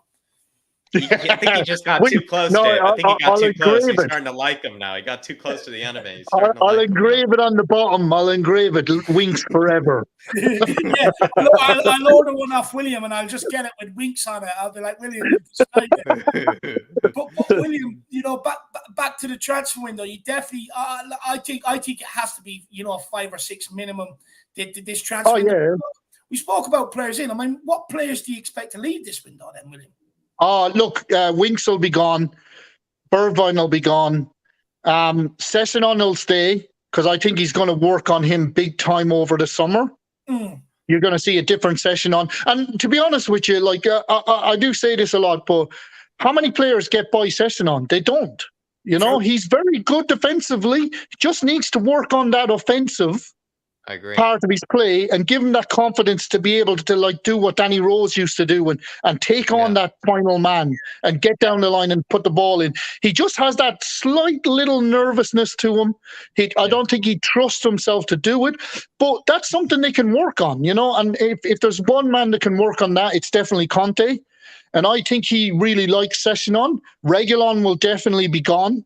He's out the door. I think Matt Doherty will stay. I don't know about Emerson because, again, I think it's another person that he could work on. That's down to Conte. I'm not 100% sure, but at the end of the day, he has shown a lot of commitment to the fight and the cause. So for me, really anyone that shows commitment, he doesn't. That's the thing with Conte, Jack. If you show the commitment and you show the fight and you show the will and desire to want to win, which he does on the touchline all the time, then you're in his good books, basically. That's why the likes of Dele Alli and Ndombele and Lo Celso were shipped out. Yeah, because they just won't give that effort. And the fans can see that. We're not stupid, we can see that. I agree. And it's disrespectful to all the fans, the likes of you, William, Dark Song G, I mean, Kaguma, there's so many, Jason Bell here, Rob Coyne, there's so many all around the world, Donovan, that you get up at ungodly hours, and I mean, the last thing you want to see is one of them walking around the football pitch, Oh yeah, of course, yeah. But I'd get up at any hour to watch Tottenham. That doesn't bother me, And if you ask any of those Tottenham fans, it's the same thing. Look, we don't really care. It's getting up to watch shit like at the start of the season when I had to watch that Nuno football. That was depressing, to be quite honest with you. You were nearly ready to give up on the Nuno, you were done with Tottenham. You were out of all the fan channels. You were done with it. But here you are. That's testament. Maybe look, at the end of the day, I didn't want him at the football club. I seen the way his attitude was at Wolves at the end. And I warned everyone. I said, do not put this man in charge of Tottenham. This is a disaster waiting to happen. And I said it from the start on your show. I said it. This is a disaster waiting to happen. Even when we were winning games, I said, if you look at it, they're only narrowly winning these games, and the performances are not good. But look, that's history. We've moved on to bigger things and better things. And as I said, look, you back Conte, you win trophies. Simple as. 100%. Let's get it done, Daniel Levy. Don't fuck around this time. I hope so. I really do hope so, William. But look, you're another one. I want to say a massive thank you to William. Coming on all these fan shows. Hopefully we'll be able to get you on some panel shows now over the summer or next season if you're up for it. But definitely. Again, I want to say a massive thank you to you, William, because you're another one that has helped up me, Jack, and the Spurs fans get through some of the darkest days in this club over the last year, especially under Nuno and stuff like that. And, to always come on and have the positivity and give us a positive outlook all the time, I really appreciate it. And I know everybody else does out there. They're a big fan of yours, William. So I want to say a massive thank you to you, my man. You're very welcome, boys. Any way I can help you, I will, at the end of the day.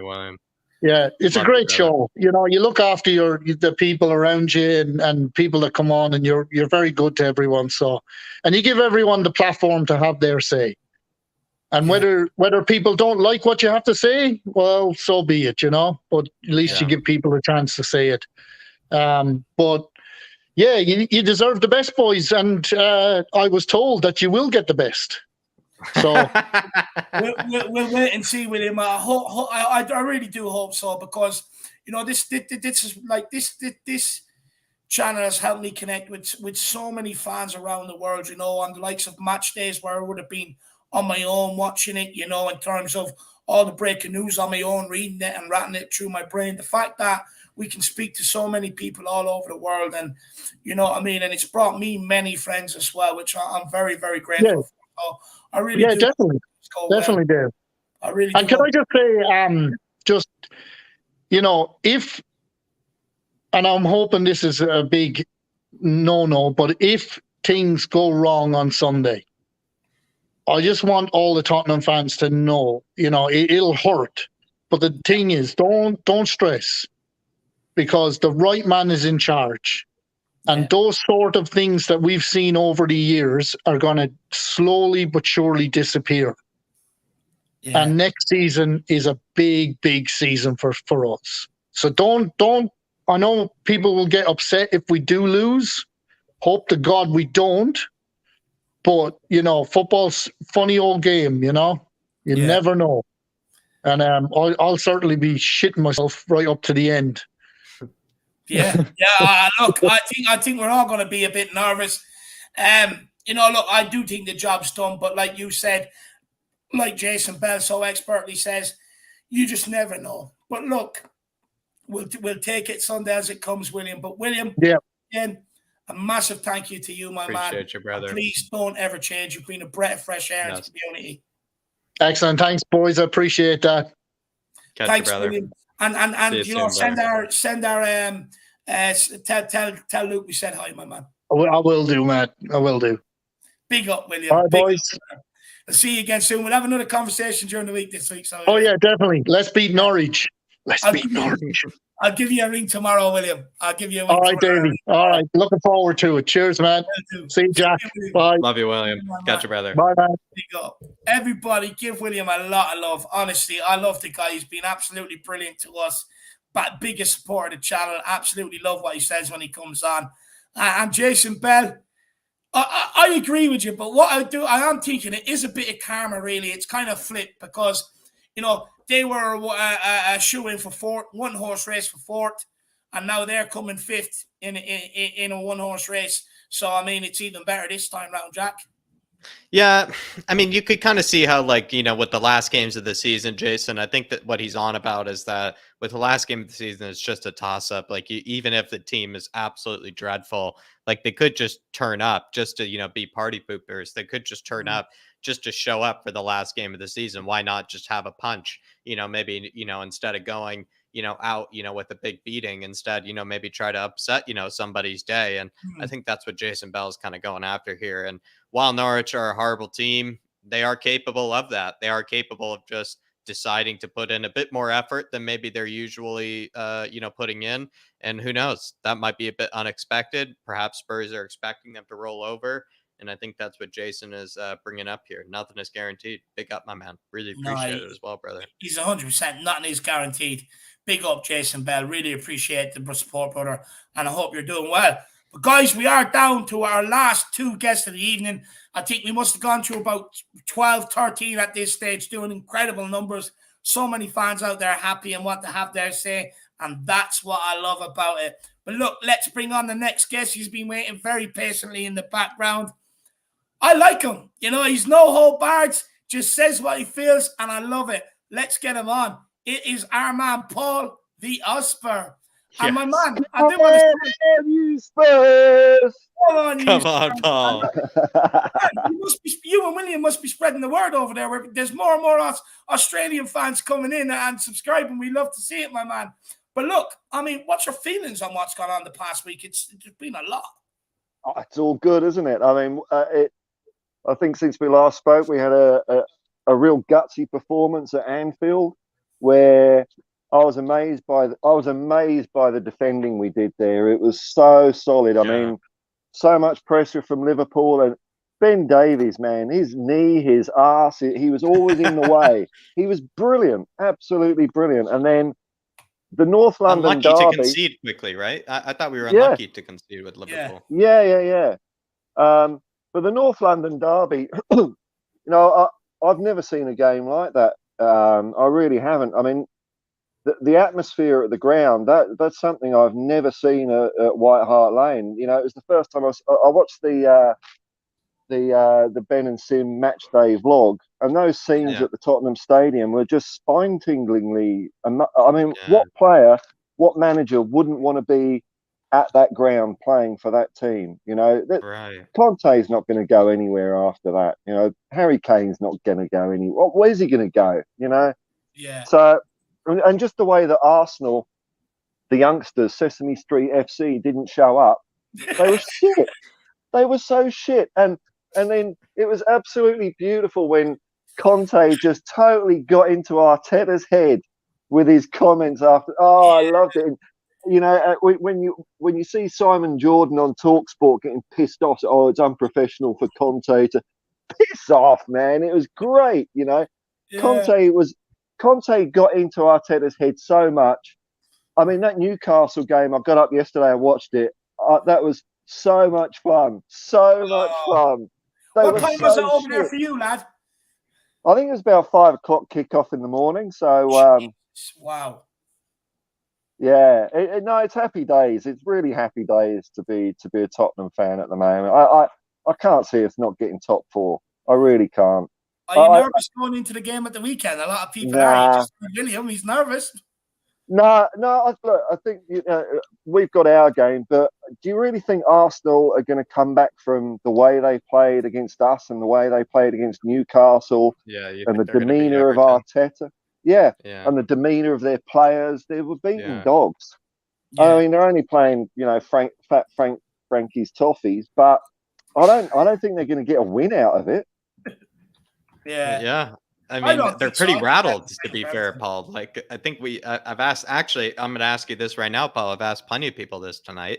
Going into that Monday night game, between Newcastle and Arsenal, who was more rattled after that North London derby you were talking about? Was it Lego man Arteta, or was it, the players, for Arsenal? Who was kind of more rattled going into their next game? Well, I suppose a fish rots from the head down, doesn't it? So Arteta, to me, during the North London derby, Arteta on the sideline, he looked confused or, he frazzled. And then after the game, I get that he was trying to stick up for his players, but he reminded me of that, that Kevin Keegan moment. I'd love it if we beat them. He's kind of mentally cracked a bit, I think. I hope he has anyway. He looked like he was losing his marbles on, the St. James's Park touchline, because he took off all his center backs. He was throwing on, wingers and strikers to almost make it look like, he was, switching things up. It almost looked like kind of a ploy or kind of a tactic just to please the fans. I think he is wrecked, and I think you're probably right. It is kind of a fish rotting from the head down, and perhaps he's the one that's psyched out maybe his own players. Yeah, like there was a moment when there's a difference in leadership in between Tottenham and Arsenal at the moment. Like, why the hell no Arsenal player or Arteta or someone didn't take Holding to one side and say, "Look, mate, calm down a bit." He got a bit lucky. There were 3 fouls before he got a yellow card there. Any of them could have been yellows. The referee was trying to keep things going. So when Arteta says, the referee ruined the game, I think the referee gave him every bloody chance. But then on the other hand, you had Kane calming Son down. It's like, okay, we got this guy's measure. Don't do anything stupid. It was beautiful. Yeah, it's exactly what you want to see, my man. It's exactly what you want to see. A bit of leadership and stuff like that, keeping themselves cool when in pressure situations. Paul, do you think Danny Levy would change his ways and back Conte this summer? Because to every Spurs fan out there, there's no other man they want to take this club forward but Antonio Conte. Do you expect Levy to back him? Yeah, I mean, see, boardroom shenanigans is not something I follow too much, really, because it's kind of too distant from what goes on the pitch. When I look at transfer windows, there's been a couple of disappointing windows. There's no doubt about it. But there have been times where we have splashed a lot of cash. We haven't perhaps splashed it very wisely, though. Yeah. You know, like when we sold Bale and we bought all those players in, and none of them really worked out. So then there was a period where we didn't buy players. So I don't know. But I mean, when I look at the team at the way they're playing at the moment, who do we need to really replace? And it looks to me like all the players that I had question marks over, they all seem to be coming to the party now. So Emerson Royale, I think he's doing really well at the moment. He's becoming a bit of a favorite all of a sudden. Yeah, I like the guy's attitude. You know, even when he wasn't playing well, he would have a go and he'd be laughing and smiling, which I suppose can look a bit flippant, but it means he's enjoying his football. And he also sticks up though. Like he's kind of I'll be honest, Paul. I think he's kind of a bit of a shithouser because he seems to he seems to be almost better at shithousery than he is at football, if I'm going to be honest. Because there was at one stage, even when Gabriel was appealing after the red card, he came like sprinting over like 30 yards just to like give him a big shove, right in front of the referee as well. Like he's kind of a bit Romero-esque, he has a bit of that Romero in him as well. He likes maybe that other side of the game too, which to be honest, I'm a fan of, if you ask me. Yeah. So I mean, a couple of. I'd like to see a bit more flair in midfield, perhaps. I don't know, but I'm sure they'll work something out. I mean, Paratici seems to be on it. He's the best football director I can remember us having. If he's the guy that's organising the transfer these days, well, he did really well in January. Not just the players we brought in, Kulusevski and Bentancur, but the ones we got rid of as well. That was hugely important. Right. And you could see the effect on the team morale when you've got those players that obviously don't want to work Conte style or don't want to put an effort in or whatever. They're out the door. That bad vibe in the dressing room seems to be gone. In fact, when we started having a good role, I know we had a couple of weaker performances, but we've really started looking like a team, which is hard to, that's something that's hard to put your finger on. That team spirit. Once you've got that, you don't want to fuck with it too much. You know what I mean? You want to improve it a little bit, but you don't want to, when I hear of 6 players coming in and out, I mean, if that happens, that happens. But that's a big old change culturally. It's a risk. 100%, it's a risk. I mean. Once you have that sort of culture, like you said, that team mentality and stuff like that, all it takes is 1 or 2 wrong signings to put that off. And we've seen that here at Spurs, a number of times. And I agree with you. Look, bringing in 6 players is a risk this summer, but unfortunately, we have no options. And it's up to the club to make sure that the right personnel coming in here. Look, I think whoever Conte wants will be the right personnel, will have the right frame of mind because, look, let's face it, he's not going to work with dickheads. He's not going to work with people that are overpriced and think they're better than what they are, not put it on the pitch. So I trust if it is Conte making the decisions on the signings, 100%, my man. And, like I said earlier, what player wouldn't want to play at that stadium with that atmosphere? That was, I mean, is there a better ground in Europe or in the world at the moment? That North London derby, I'm seriously, man, that, all the times I think about the games I used to see at the old White Hart Lane and the atmosphere there and the good old days. But when I saw that, I thought, no, this is their home. This is the future now. This is something I've never seen. This is amazing, beautiful to see because, we had that time when Arsenal built their new ground and all that sort of stuff. And we're thinking, well, shit, what's going to go on here? And we've just gone better than them. Arsenal I think they, when you've got a young side like that, and people, it's, it can go one or two ways. You can see it grow and gel, or, when you look at, say, if you look at teams that have won like the under-17s or under-20s World Cups, where are those players now? A lot of those players don't come through, don't make it. So you can go the other way. If you have some bad experiences like Arsenal are having at the moment, it might be career-ending. Yeah, which would be nice, because they've, they sold their souls to the devil. They'd be getting a job at Halfords with a bit of luck or something. Selling bicycles. 100%. Look, Paul, really appreciate your time. Really appreciate you coming on. I also want to say you've been a breath of fresh air since coming onto the fan show. I really enjoy listening to you. You're building up a bit of a following as well. Other people really love speaking to you. This man speaks the truth. I've seen plenty of times. You know, this man speaks the truth. That's what they say, Paul. Yeah, no, look, let's not worry about Norwich. I mean, they can snort as much Coleman's mustard as they like. They're nothing. I don't know. I don't get why people are worried. It's Norwich, for fuck's sake, you know. All we've got to do is not lose. And even if we do lose, Arsenal have got to beat Everton. I mean, fuck no. Come on. Yeah. Come on, you Spurs. I agree. I love Come that, on, Paul. you Spurs. Big up, Paul. Absolutely love it, my man. Great calling.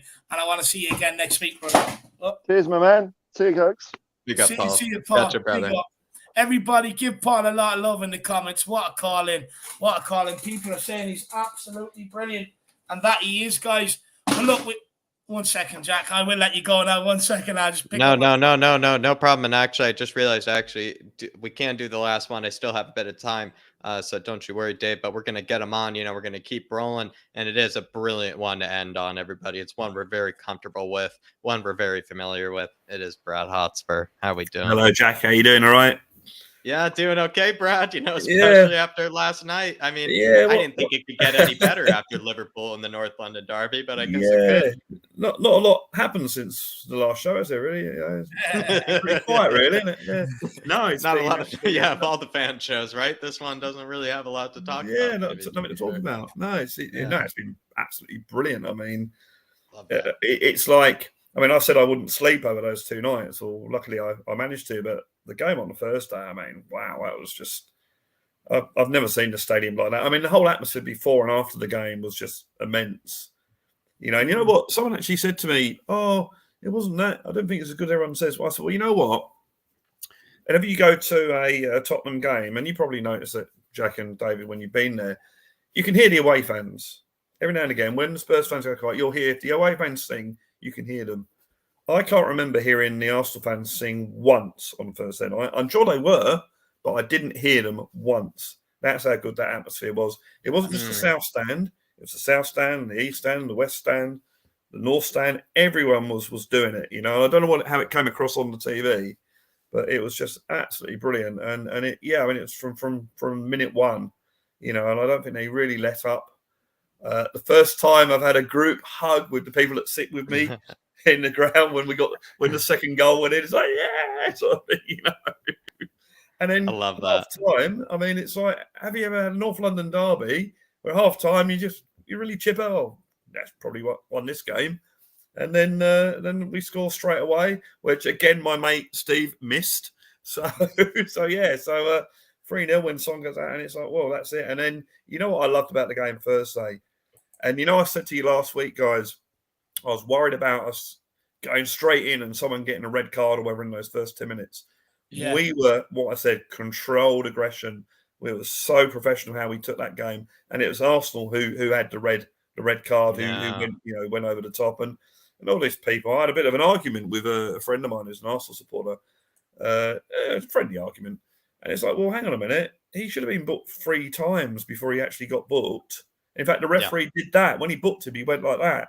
So we pointed that out in the tactical breakdown. And Paul's right just now. Yeah, Paul's right just now, saying, well, why don't someone actually go up to him and say, look, you gotta, be easy here. I mean, even at he never made it at half time, but half time, because Davis got booked after 17 minutes. That worried me because that was a stupid. He got fouled and then fouled the guy and got booked for his foul, which he'd been fouled anyway. Half time, Conte had a word with him. And you can see that he said, okay, just play your game, but you got to be careful. And that's the difference between the two teams. And I think that's Conte's Spurs that we're beginning to see. I mean, we've seen it in patches, but that performance, even at 3-0, it's like, oh, well, we can just hold the ball. We don't have to do anything. We got the game won. Hold the ball. And it could have been 4 or 5. It would have been nice, but I agree when taking Son off with 20 minutes to go, or, it might have been Kane, who knows, But it taking one of those off with 20 minutes to go, because what happens if we win 4 or 5-0, but one of them gets injured in the last few minutes, Yeah. So I thought that was right. They took Kulusevski off. that was the right decision. And yeah, it was an absolutely amazing performance. Yeah. And I knew after winning that, I actually before the game, I thought the harder game out of the two would be the Burnley game. And it sort of proved to be. And it was really, really nerve-wracking, that injury time against Burnley. I'll tell you what, it really was. Like when that ball's back, when they brought on the 9 foot tall guy, you knew what their tactics were going to be for the last few minutes. Yeah.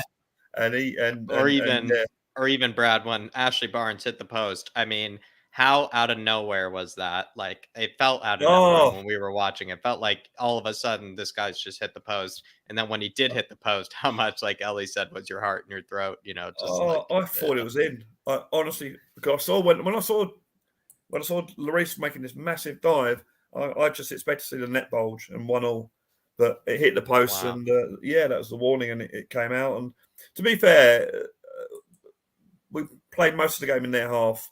In the first half, the second half, I was a bit disappointed the way we started. But when you look at the game overall, we had that shot, that header from Kane that's cleared off the line. What a clearance off the line! And Nick Pope made 2 amazing saves in the second half. Yep. So really, they go in. We could have won it pretty. It was more than just the penalty. It was more than just a lucky penalty. Yeah, I agree, Brad. Exactly. But again, you know, I got asked tonight on Tommy's show, like, do you think Arsenal got any grounds of complaining about the 2 penalties? No, the first one was technically a penalty. Might have been soft, but soft penalty, hard penalty is a penalty. You know, by the letter of the law, it was a frigging penalty. And the same with handball. 2 weeks ago for them. I mean, so why wouldn't it be awarded 2 weeks later? Exactly the same. And the one that we got, the handball. To be fair, watching it live, Kane had that shot that went wide, and we're going, oh no, you know. And then when it comes up with VR, we're going, we're all sort of, what was that about? Hang on a minute. It took such a long time. Well, he went over to the screen, and as you know, when they go to the screen, they're normally going to give the penalty. Gave the penalty, great penalty from Kane. We're all celebrating. And then they showed it on the big screen, and we're thinking, why did it take 5 minutes to sort that out? The ball hits his arm. His arm's in an unnatural position. You can see by looking at the spin of the ball, you only have to look at it once. By the spin of the ball, it hits his arm. You can tell it deflects. Yeah. So by the letter of the law, you might not agree with the law, but that is the law. By the letter of the law, he's in an unnatural position. Doesn't matter whether it's intended or not. It's handball and it's a penalty. So in both situations, the penalty was correct. And the one thing I thought made it really brilliant was when I saw how many minutes injury time. Oh, that's going to really piss off the Arsenal fans, isn't it? You know, a penalty 8 minutes into injury time. Oh, that'd be brilliant. But yeah, and we got the win. And then obviously last night was wow. You know, the icing on the cake, really. Yeah. And we just have to get a point at Norwich. I think it might have been Michael had that. He said, I still got that little teeny bit of, shit, you know. Yeah, of course, everyone's going to have that. We should win comfortably. And also, the way that Arsenal have played and the way that they must have been affected, it's not guaranteed that they're going to beat Everton. So, you kind of agree with Paul from earlier that, like, while maybe you might want to believe that Spurs could have this up, you also have to look at how deflated Arsenal are. There's no guarantee they're going to get a win. Yeah, exactly. And also, you know, this is the Conte team. You know, this is a team that he will have them, just by the Arsenal match, he'll have them go out there and play a professional, controlled game. I mean, as soon as the match kicks off, we're in the Champions League. Yeah. Yeah, because we've already got the point, because we've already got the draw. As soon as the match kicks off, we've got that point. So all we have to do, I mean, obviously, I want us to win and win well, so I can actually enjoy the game. Relax, if it's 0-0 going into injury time and Arsenal free up or whatever, then I'm going to be a little bit nervous. But I think we should do it. We should. I think we all had our fun last night, you know, and as I said, I cracked open a couple of beers and that sort of thing. But now we have to sit back and say, okay, we're not there yet. You know, we're not. It's like when you're promised a bike for Christmas, and you know you're going to get the bike, and you're looking forward to it, but you just want to actually have that bike, you know. And you think, oh, maybe mum and dad haven't got me the bike, you know, or if any young kids watching Father Christmas, maybe I haven't been as good this year and I haven't got me the bike. Oh, there's just that little chance, you know. But when you got the bite, that's it. I've got it, and that's how I feel about the game on Saturday. That's how I feel. It's like, obviously, if we get the goal, go 2-3 up, whatever, then that'd be great, be nice and relaxed. But until that final whistle goes, then that's when I will truly, truly, truly relax and enjoy it. Yeah, love that. I love that. I love that. Well, look, Brad. Hopefully, we'll be sitting here next week, talking about being in the Champions League, which is all we could ask for, my man. So hopefully that is the case. But look, Brad. Next week, this time next week, I'll be in Toronto. So, you might be making an appearance with Daigle then, I believe. I might be. Yeah, I mean, it's around about 6 in the evening at the moment, I think. So it's in the evening. So the time is fine. It depends what we're doing, I guess. But I'll have a chat with Brian, and who knows? Who knows?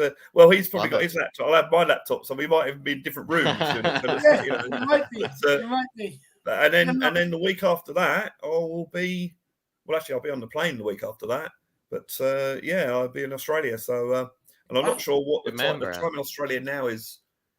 Probably early morning. It might be about 6. I might be able to. I'm not saying I'm not going to be on the show, but I might be able to do it. Well, look, I mean, coming on here is the least of your worries, my man. Go and enjoy your travels. I mean, enjoy yourself in Canada, enjoy yourself in Australia, my man. And look, Brad, honestly, I really do hope you go and enjoy it. You deserve it, my man. And again, mate. I want to say a massive thank you to you. You've been absolutely, a crucial part of these fan shows.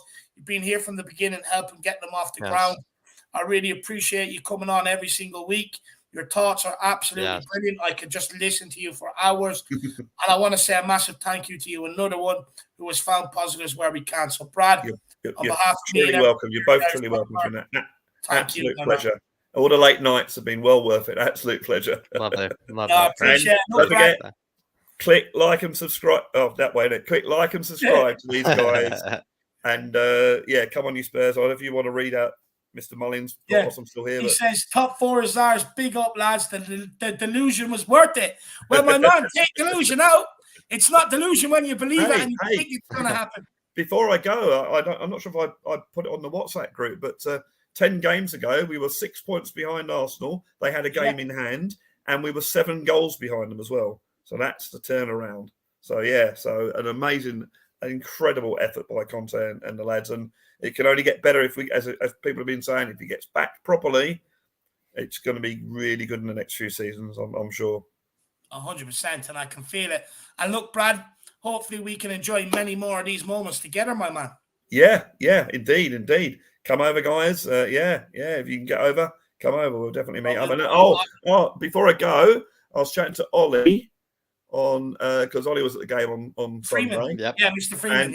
And he was saying that Ollie, yourself, and I think Philip Brady sort of live in the same sort of area. So I said to him, when I get back from Australia, so about August, I might even come over. I'm thinking of coming over.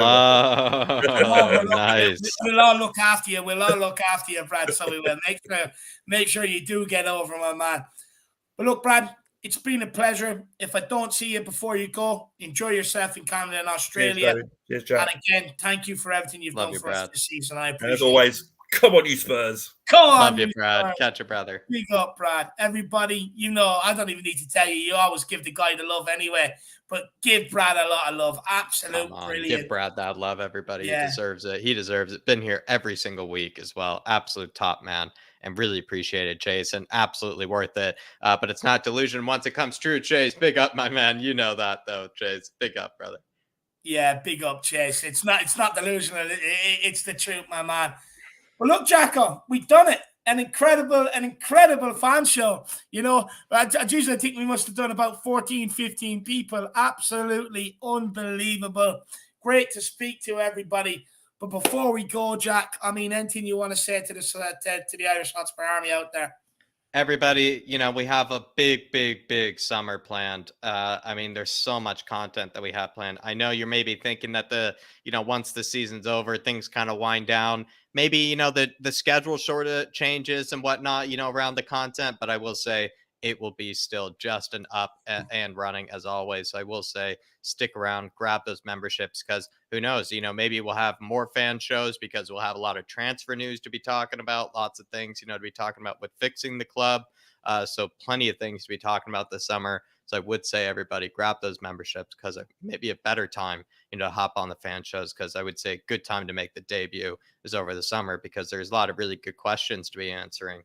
So really, and it's also just a great way to support the channel, because we've been going almost every single day for, it feels like, almost 2.5 to 3 weeks now at this stage. So it is also a great way to support the channel. But really appreciate everybody. It's been really, really incredible. This whole journey since the Liverpool game. The Harris Army has been absolutely incredible. So just me personally, just want to say thank you, all of you. Been really, really incredible to us. Been really generous to us. Been really positive towards us. And I don't know if we can thank you enough, but we'll try to do right by you guys, because you really are incredible to us. No, we will. And look, I'm just so glad that we all got what we deserved this season, which is, hopefully get the job done over Norwich. But we've all got what we deserved this season. Remaining positive, just remain in belief. And look, I echo what Jack says. Look, this channel is absolutely nothing without you guys.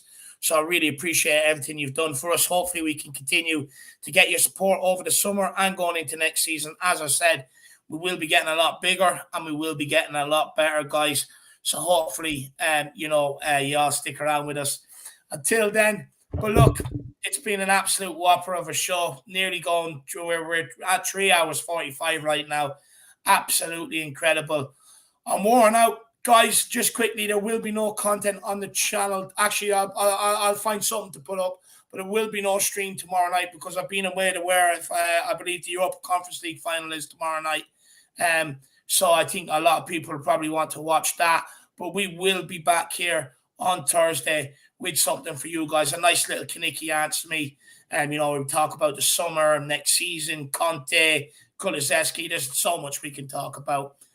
Guys, enjoy the vibes. We'll see you all back here Thursday. Build up in anticipation for the big weekend, where hopefully we'll be having one big Champions League party. As always, come on, you Spurs. Conte, we trust. And thank you to everybody who's come on today and everybody tuning. See you all back here Thursday.